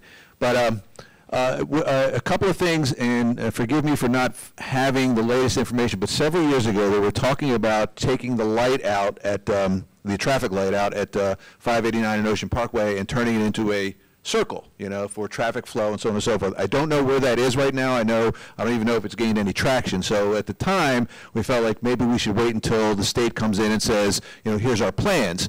Not knowing that, I think that maybe that's one of the takeaways, and maybe we should have an action item that says, let's find out where that is. Second of all, I think when you look at the reserve study, we have the ability to move things back and forth, although it might not be prudent to do so based on, you know, the economic conditions, the budget that year, and so on and so forth. So the idea of a full replacement may not be prudent at this time based on what's been assessed on the bridge itself, its current condition, and so on and so forth. However, aesthetically, yeah, the idea of making it look a little bit better, I quite frankly would be interested in just, you know, for academic purposes only, to get a cost on seeing what it would take to do that. Clearly, and I've noticed it as well, as I'm sure everybody has, yeah, the lights are tilted a little bit. What options do we have, you know, for a short term, and I like your term, reasonable cost fix to that? So I would take one takeaway, and I'd like to think my colleagues would do so too. Why don't we make that an action item, take a look at it and see if it's feasible, see if A, we can budget for it, B, what time frame we can do it in, and report back. I'd like to, Frank, others, please. I guess just to kind of bring up the Northgate Bridge, when you drive across it and you look at the superstructure on it, okay, that is exactly the picture you should have when you look at the second floor of the golf clubhouse and when you look at the second floor of the beach clubhouse. This organization right now, this association, if you're not aware as a member of it, has over $2.2 million in deferred maintenance. And what deferred maintenance is, the long and short of it, are things that should have been taken care of maybe years ago that haven't been taken care of. And it's resulted in deteriorating facilities. At the upcoming board meeting, we are going to be discussing asking the general manager's staff to prepare a list of all the critical deferred maintenance items in the association for consideration of the board in this upcoming budget process. Now, I can't tell you any more than that and make any more promises, because some comes from reserves, some would have to come from assessments, and nobody wants to, you know, kill anybody within a, you know, tripling the assessment. But we're looking at it, we want to get a list, and we want to get it done, because the condition of some of our facilities, and to be absolutely honest, I think I would speak for at least 3 of our directors to say, when we talked about replacing the crab pier, we didn't even know a crab pier existed until we stood on it and almost sank into the bay because it's in such deteriorated condition. We got to get our hands around every deferred maintenance item here, figure out how critical it is to take care of, and take care of it in short order. And for me, that's in the upcoming year with the budget. Okay. Sorry, Jenny, I just want to add on a bridge subject, because I've been looking into this when we had issues with other bridges. The way I look at the Northgate Bridge, first of all, it's not the Tower Bridge of London, so we all know that. But the other issue with the bridge is really that it's reached, perhaps it's what I call functional obsolescence. If you look at the pedestrian walkway, you know, the catwalk, whatever you call it, it probably is not even 3 feet wide. By current codes, it wouldn't even pass the mustard. So you have that issue. You have traffic flow issue because you only have one lane going out, and we often get backed up in the summer. I've been, you know, sitting on a parkway waiting for that green light, and you're stacked 75 cars back. What it's going to take is really a long-term planning. We have to sit down with the state, with the county, to find out what's going on with that area. You have a peninsula complex, traffic is increasing, and the only way we can attack the issue is not looking at the bridge alone, but looking at a whole entrance into the community and exit from the community, and work with the county and the state to come up with a long-term plan, so that whatever we do in the interim is money spent wisely. But my personal view on that is that that bridge is really what I call functionally obsolete. And it even begs the question, whether you need a bridge, you know, because bridge costs a lot more to maintain and repair. You can put 3 major culvert pipes between the 2 ponds, fill it in, and you have basically a road, which is a lot easier to maintain. 2 lanes out, 1 lane in.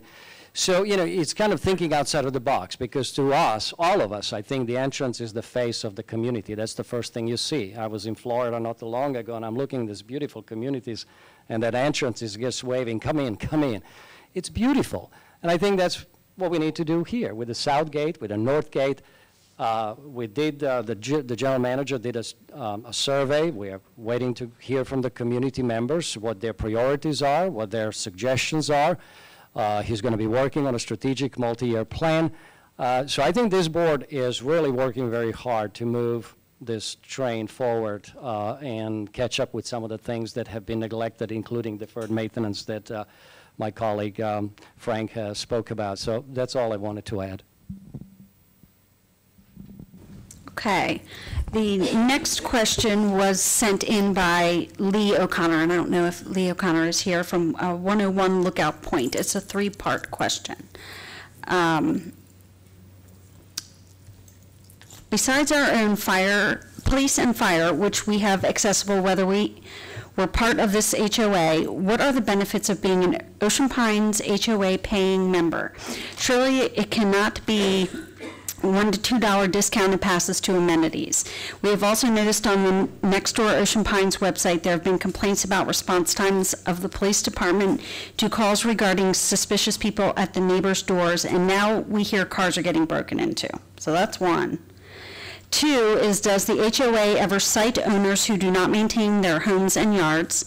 There are many part-time residents who let their homes and yards go uncared for, and it is not only an eyesore, but also reduces the beauty of the Ocean Pines community. And 3rd part to that is, what would it take to install a gym inside the recreation center, build a gym, or transform an existing portion of a building into a gym, solely for the use of Ocean Pines HOA members? So, Colette, part 1. Okay, I'll start with part 1. As far as the response time for local fire and police, I think having those facilities right here in Ocean Pines gives us a lot better chance at rapid response than having to respond to the county sheriff's, having response from the county sheriff's department. I'll tell you personally, one of the big attractions for me and my husband moving here was the fact that we had our own local fire and police department. This is one of the safest communities in the country.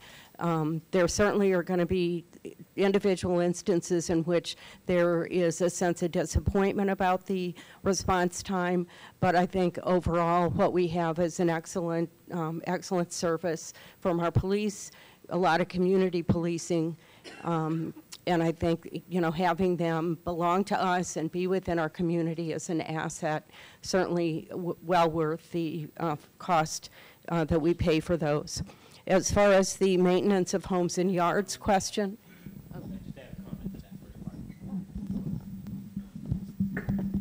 because I happen to know the person that posted on Nextdoor, the neighbor next door. And I said to her, why don't you just call the police? Because she had commented that people were coming to the door. So she got back to me. She said, the police have been going around the neighborhood, knocking on all the doors, telling people to make sure you're locking your cars because there's been some theft from cars. So I just want to compliment the police department. They're out there knocking on doors, telling our community to be aware, be alert, pay attention. And lock your doors. Like that. One thing, I mean, would defer to the chief for police response times. But a couple of years ago, my wife and I found us in an interesting situation. We had to babysit our infant grandchildren. So we took a CPR refresher course, and Assistant Chief Bounds was talking, and he informed us that the response time from the South Fire Station to any point in Motion Pines for a medical emergency for an ambulance is 6 minutes. That's what we pay for. Pretty impressive. Anybody else on that one?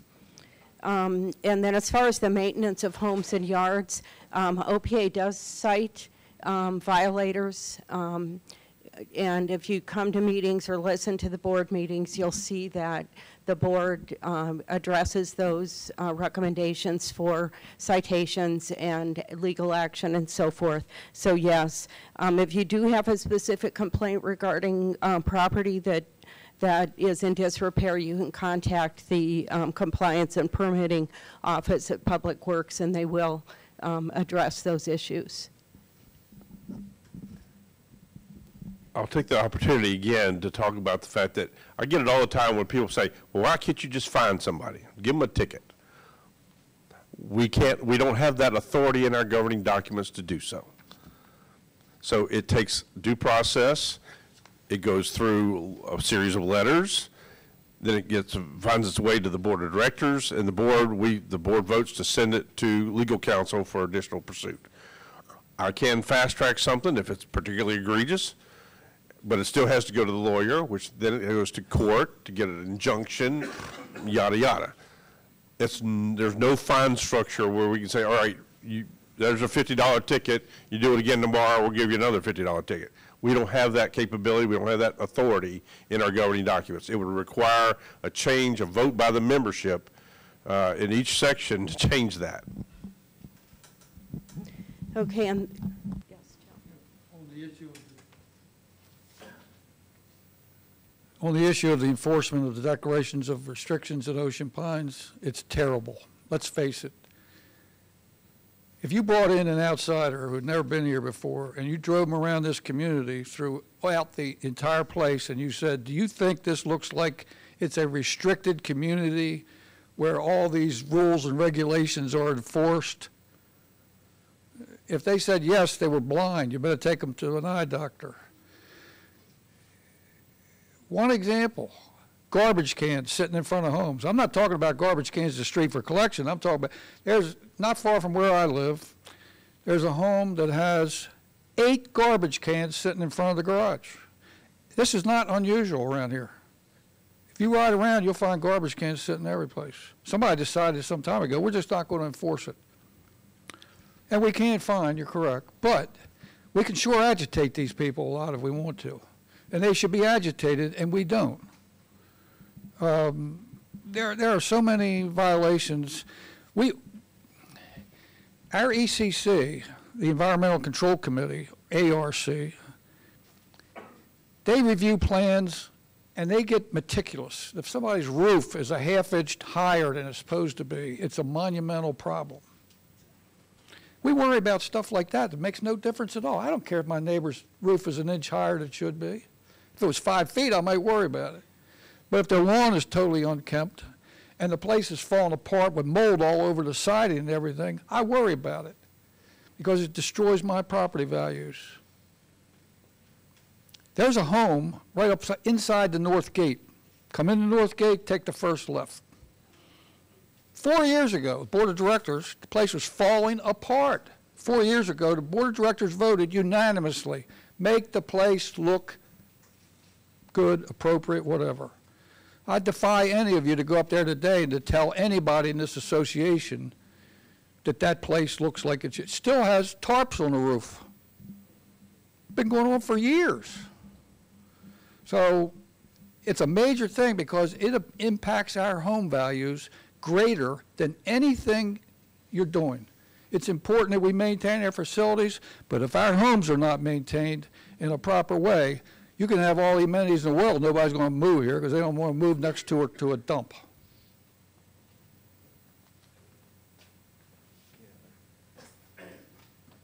Things that I've asked staff to work on with the ARC and the CPI staff is we're working on a letter with an attachment that's basically a list of violations. So a checklist, if you would. We're going to send this letter to everybody sometime after the first of the year, not during budget season and not during the winter. But eventually in the spring, you're going to get a letter with this attached checklist. So check your own property first, and then we're going to start doing pretty intense reviews throughout the community of the properties. I think a lot of folks don't know what some of the violations are. Most people, when they get a call or that first letter, I didn't even know that was a violation, and they take care of it. I think we'll have a lot of that.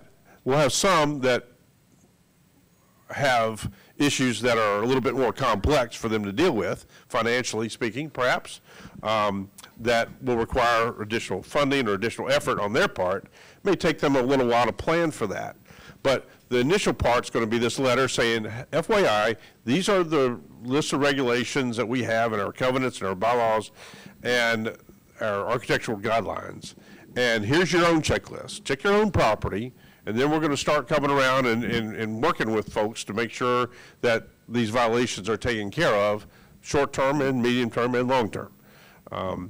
But I didn't want to just throw down the gauntlet and say everybody's in violation of something. I wanted to educate people along the way that these are violations, help us help our community look better. So, yeah, so Joe, you bring up a good point, and I was thinking as you were talking, in the sense that, you know, you think in 8,452 homes, some of them obviously are in a state of disrepair, others very, you know, succinct, you know, there's 8 trash cans in front of the garage door, and I thought, and I'm sort of asking this as a question at the same time, you know, we only have so many people on staff that are allowed, you know, that have the capability or have the time to go through and look for these violations, and I guess my question would be, is there anything we could do, okay, to try and change that? In other words, the obvious question is hire more folks, okay? All right, and so that obviously hits the bottom line of the assessment, or you just try to strike that balance is perhaps the education program will yield some benefit. I doubt, and I'm not saying it's a bad thing, I doubt very seriously that we're going to get 100% buy-in from everybody, but it's an interesting dilemma that I don't have an answer for, because and it's intriguing more than anything else. It's like, again, the bottom line was, well, okay, we'll just raise the assessment, we'll hire 3 more people, and we'll be able to police the area. I don't know how well that would be received, and is it sustainable? In other words, let's say you get 3-4 years, I'll make up numbers, 3-4 years out, and now everybody's complying. Well, now all of a sudden we're carrying 4 extra employees. What do we do then? You know, so in other words, it's something to maybe socialize, talk through, and so on and so forth. It's an interesting problem, because I agree with you. I've been around, you know, where some kind of going, that's a little, that property's a little suspect. So, and I wish I had a better answer for you, but you know, maybe we have to consider that as part of the overall operating environment. I you know, don't know. Good evening. My name is Laura Pangratz. I live at 2 Harpoon Road. I am a part-time resident. I suggest that one of the first things we can all do as any type of resident here is get to know one and each other, know your neighbors. If they are part-timers, welcome them, ask them if they need help, or if they need recommendations for a company to help mow their grass when they're not here, if there's weeks in between times when they visit, versus sitting here and complaining about, oh, they're part-timers, we're the full-timers. That's not a welcoming environment. We work very hard to keep our place happy. We want this to be our happy place. It will eventually be our full-time retirement place. Yes, we are young retirees, but we still have a lot of volunteer work and stuff to do at our home number 1, 2.5 hours away.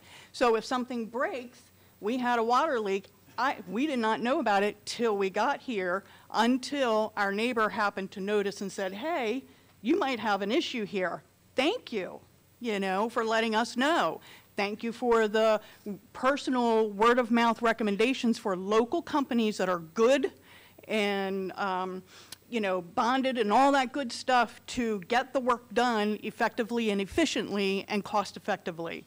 I feel like sometimes part-timers are looked down upon, that we don't have a say here, but we do too. Most of us, I can't speak for everybody, want their property to be good. There are times where I can't be up here, every month. We like to, we enjoy it. I'll spend a week up here at a time, every time I can. But it also means I cannot be here for every meeting, and I cannot, voice my concerns easily in this type of format. So I would just say we have made great neighbors with our 2 full-timers that are older residents on either side of us. We happen to be in town to help them out when they physically needed help.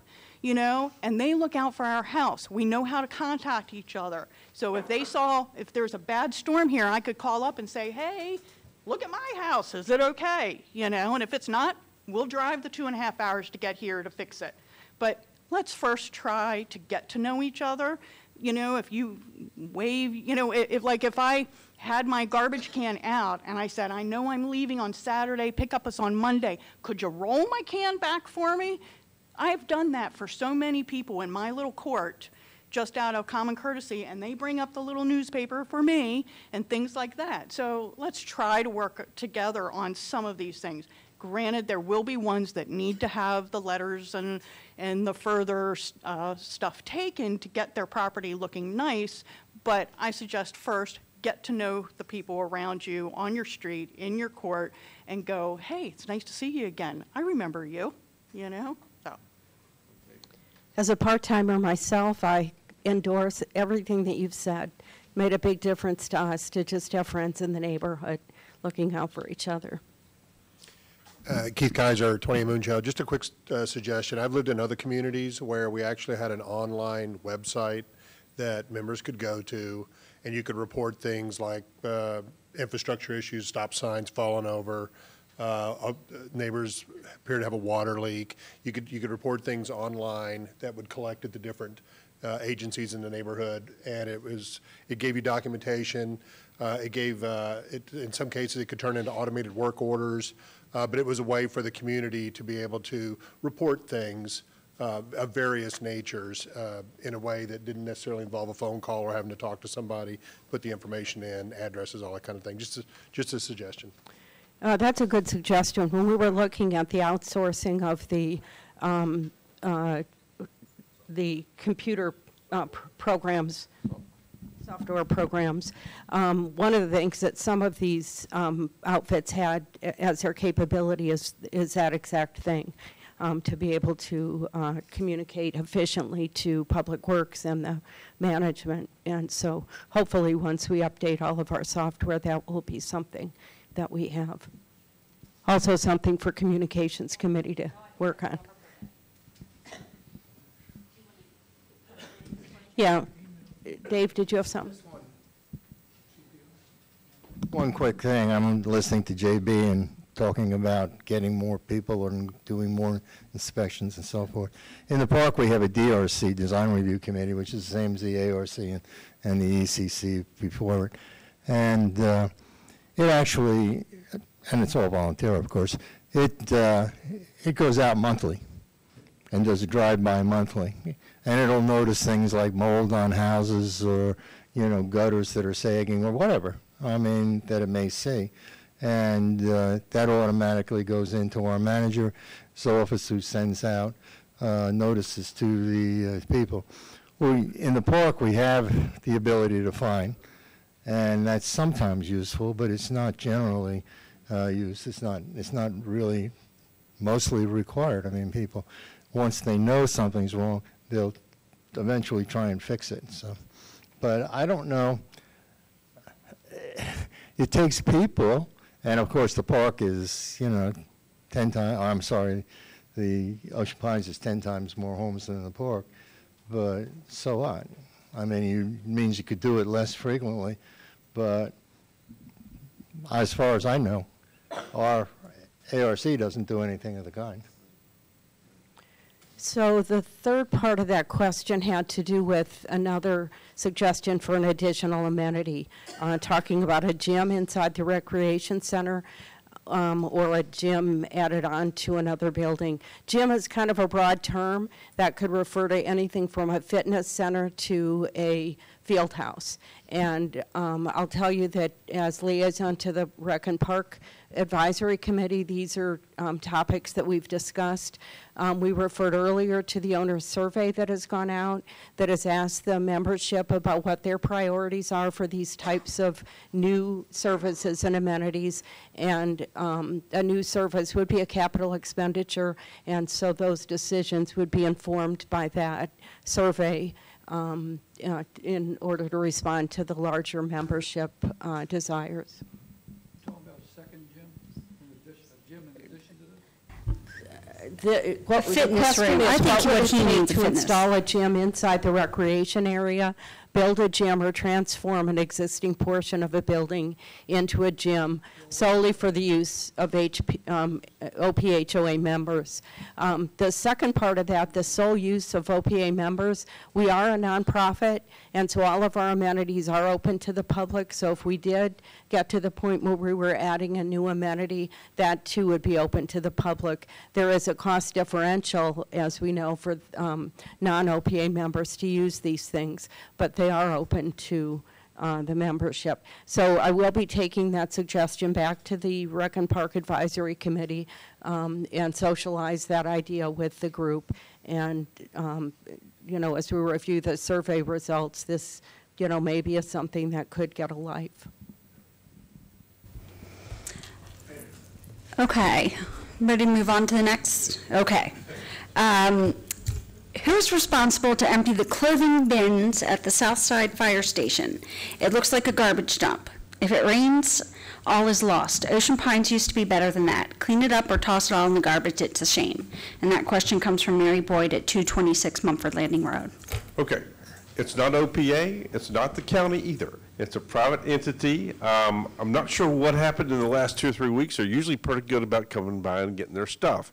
As I have dropped stuff off there as well, and I've been waiting for it to clean up so I could take some more.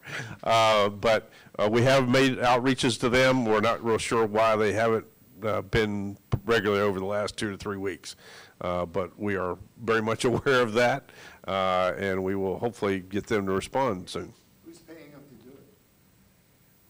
Who's paying them to pick up the? They're not doing it for free, are they? Yes. Yeah, they do it for free. That's not, we don't have anything really to do with it other than it's on our property, which is nice to have when they're picking it up. Okay, this is the last question that was sent in. This is from Denise Garaffa. I have not heard what has been decided with the crabbing pier in the sanctuary. I'm 100% for fixing or replacing the pier. My family and I have used the pier for years and have lots of great memories. We never saw any bad or illegal activities take place. If someone sees inappropriate activities taking place there, they should call the police. Bad behavior can happen anywhere, so should we get rid of our parks, pools, trails, etc. too? No. Those that abuse these awesome places should be prosecuted. Those of us, the vast majority, who enjoy and respect the crabbing pier should not be punished by getting rid of the pier. Please keep the pier. Thank you for your time. So I have the pleasure of answering this question. At the last meeting, the board actually approved general manager's request for funds to demolish the existing crabbing pier. As you all may recall, a few months ago, the general manager inspected the pier. We have an independent report that determined the pier was not repairable, and the decision was made basically to close it for safety reasons.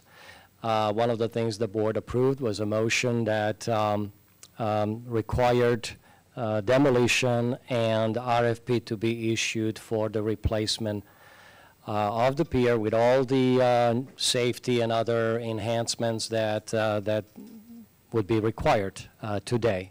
So where we are at the moment, And I will also ask General Manager to add to my comment, but he does have a green light to go ahead with the demolition. The funds have been approved. He is also planning to issue an RFP for the replacement. The board has been informed that the RFP is pretty much ready, and it's just a matter of getting that part of the work underway. So if you have anything else to add, please do so. One step better than that, we've already issued that and got the bids back. The information from those bids will be circulated amongst the board to get you up to speed on those things. Permitting wise, we're good for a year, correct, on replacement. And so we've got some time to make that decision. What type of replacement is it based upon these bids that we just got back? And so as the board gets acclimated with that information that has come in, they'll be able to better make the next decision on, do we replace it with A or B, or do we do something different there, or do we do something different somewhere else, or both, or none of the above, or anything.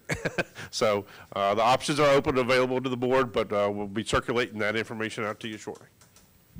I'd just like to add, we've had a lot of contact with people from Whitetail Sanctuary, which is where the crabbing pier is located, and also from people outside of there who like to use the crabbing pier.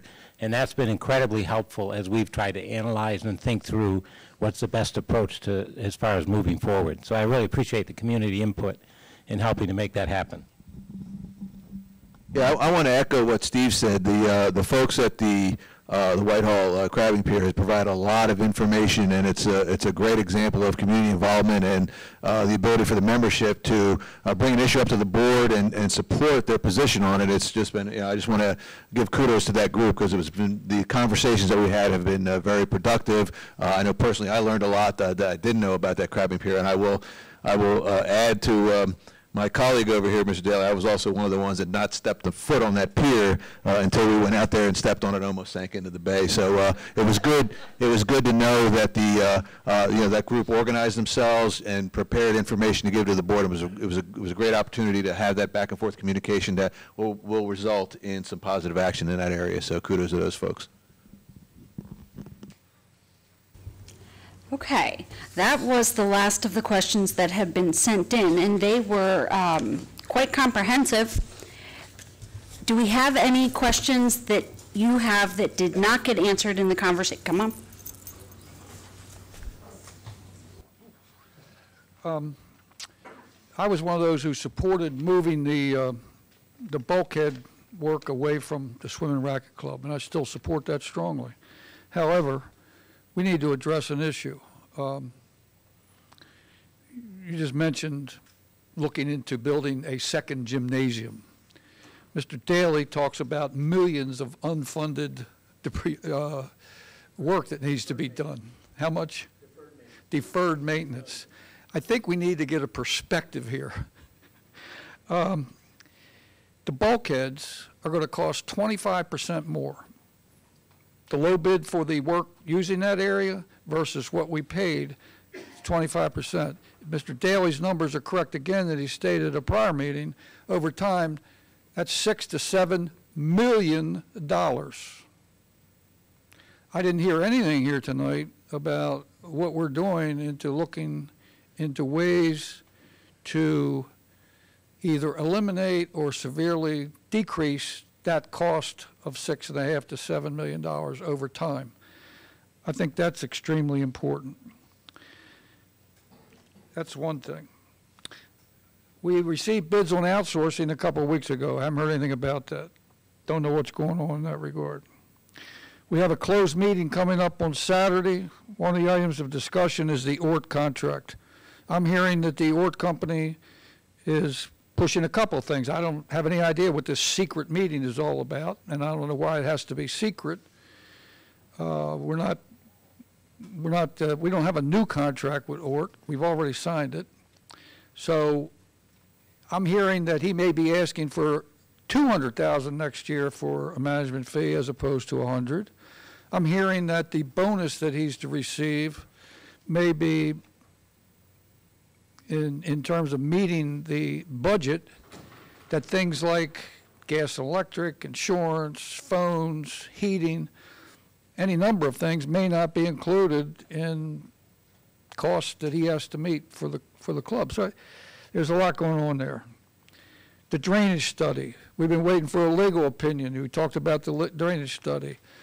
GM has talked about a legal opinion for the last 4 months or more. Still haven't seen that. There's a lot of things going on that you really haven't touched on that are important to everybody here.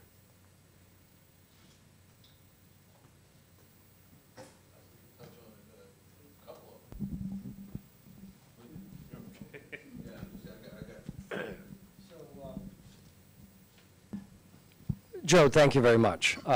You made several very important observations, and I think we can try to respond to some of them. And certainly, in addition to this evening, maybe plan to have GM's report for the next regular meeting on November 10th to include some of these things that perhaps will be a good time to do it, or at least provide an update. From a bulkhead perspective, I mean, it's really it's a difficult question, you know, because we are a 50-year-old community. We've done the work for years on a bulkhead and dredging. But where we are today is a situation where we need to comply with the zoning regulations. What we are also doing is looking into ways that we can basically control the costs. We know that the high end is 25% or thereabout over the life of the project. And now what we are doing individually, we're all doing our homework, researching, coming up with the ideas, and figuring out what is it that we can do. We know what's the worst case scenario, but what is it that we can do that will allow us to do things somewhat differently? And that's where we are right now, basically, just tossing around those ideas. And I think hopefully in the near future, we will be able to make progress and start reporting and talking about that, because we will have the information to do so. So that's, that's just my comment. And I think we all individually are doing our own, homework and coming up with the information that we're sharing with each other, which is hopefully going to allow us to make an informed decision on which option is the most cost-effective.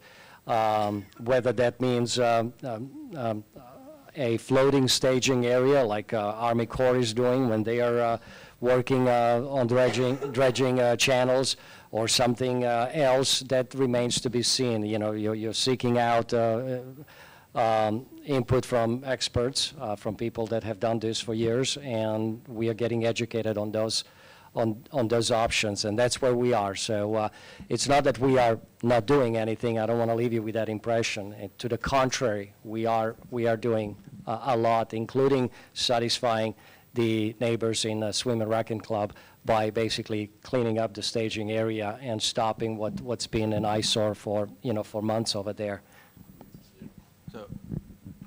So, Joe, and again, the bulkhead issue. So when JB, Kevin, and myself went over and met with the county commissioners and the zoning folks over at the county, one of the things that was part of the discussion was alternate areas other than the Swim and Racquet Club to do any staging. They were emphatic about the fact that the wastewater plant was not going to be available, and they had no intention of zoning it for anything else other than what's currently used for.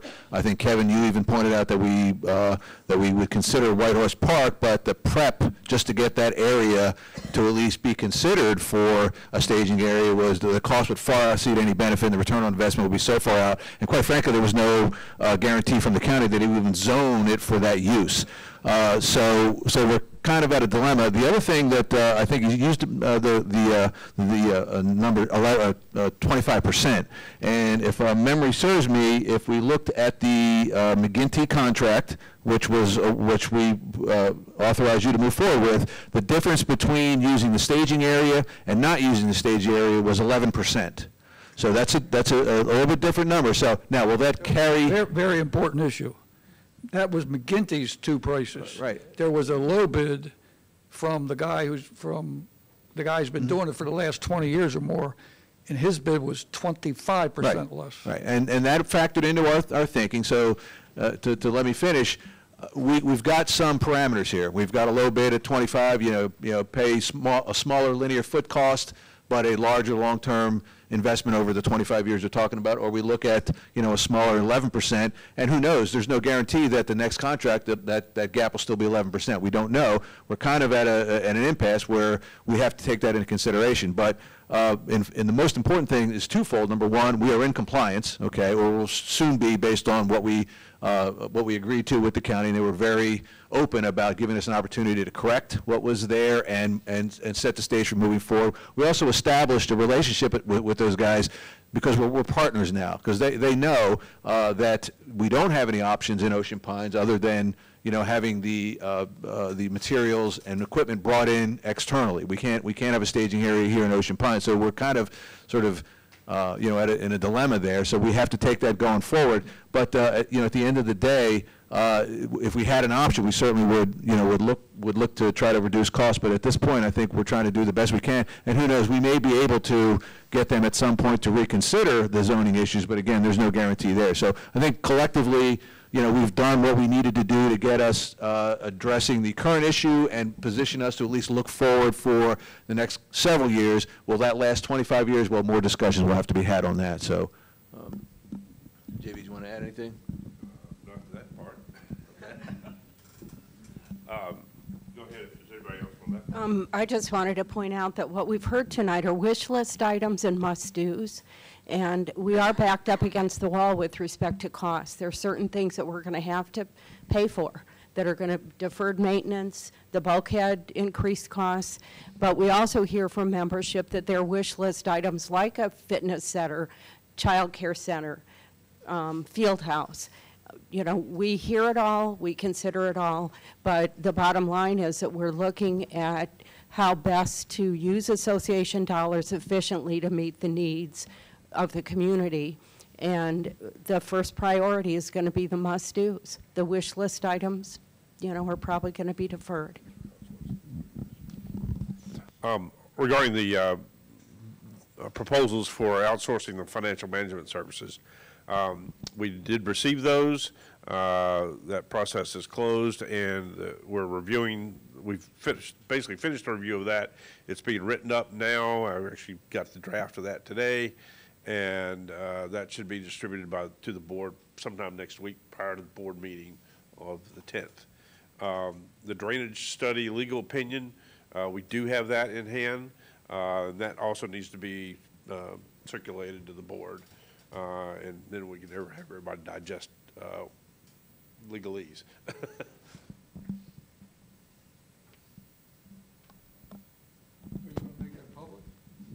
That's what I just said. Circulate it to the board, and then everybody else Okay, on that note, I think we're right about at 9:30. You have 2 minutes, then we all turn into pumpkins, go home. I don't have a question. Oh. Just thank you to communications. Thank you to the board for being well prepared. This was a great town hall. Thank you. I look forward to the next one. Thank you. Regarding the elections last year, because my husband's name and my name weren't the same, I came in, I was not allowed to be part of the quorum. I think that has to be readdressed. I was told by Mr. Hayberger, I don't know, Hayberger. Steve Habiger. Hey, excuse me, that's his name. Yes, I was told that I was not on the books because they take the first name on the deed. Right. That's not practical because, I mean, if my husband's at work. There's 1 vote per lot. Yes, but he wouldn't let me do anything because I wasn't listed. It was my husband. And I retained my professional name for business purposes. So that has to be addressed. I was refused. I had to get my husband here with me. Okay, that's something you should address.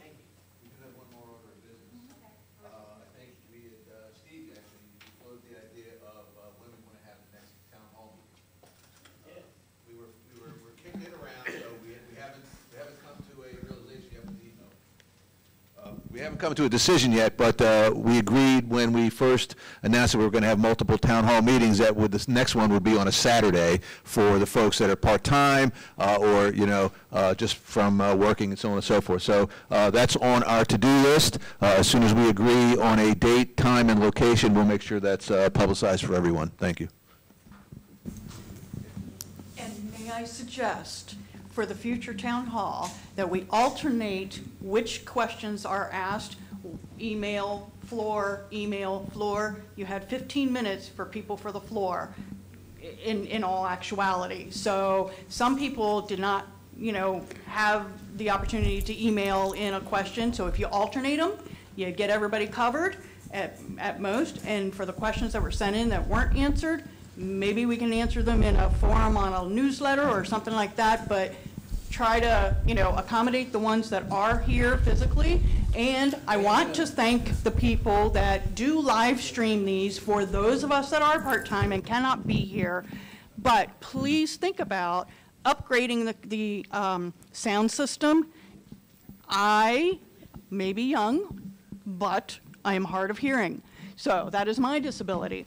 I promise I will look into getting hearing aids, but if we could make sure that the sound quality in whatever meeting rooms we're making, creating, or have already existing are good so that the people all the way in the back or the side don't need to find a speaker to sit next to or be able to read lips from in the back or whatever would be awesome. So I appreciate the fact that we do live stream them for when we are not in town. So thank you. And to your earlier point, I would encourage not only yourself, anybody else directors at oceanpines.org, you don't have to wait for a town hall meeting to bring up a question like that was brought up here. So by all means, exercise that opportunity to send that information, and we certainly will follow up as needed. Hey, everybody have a good night.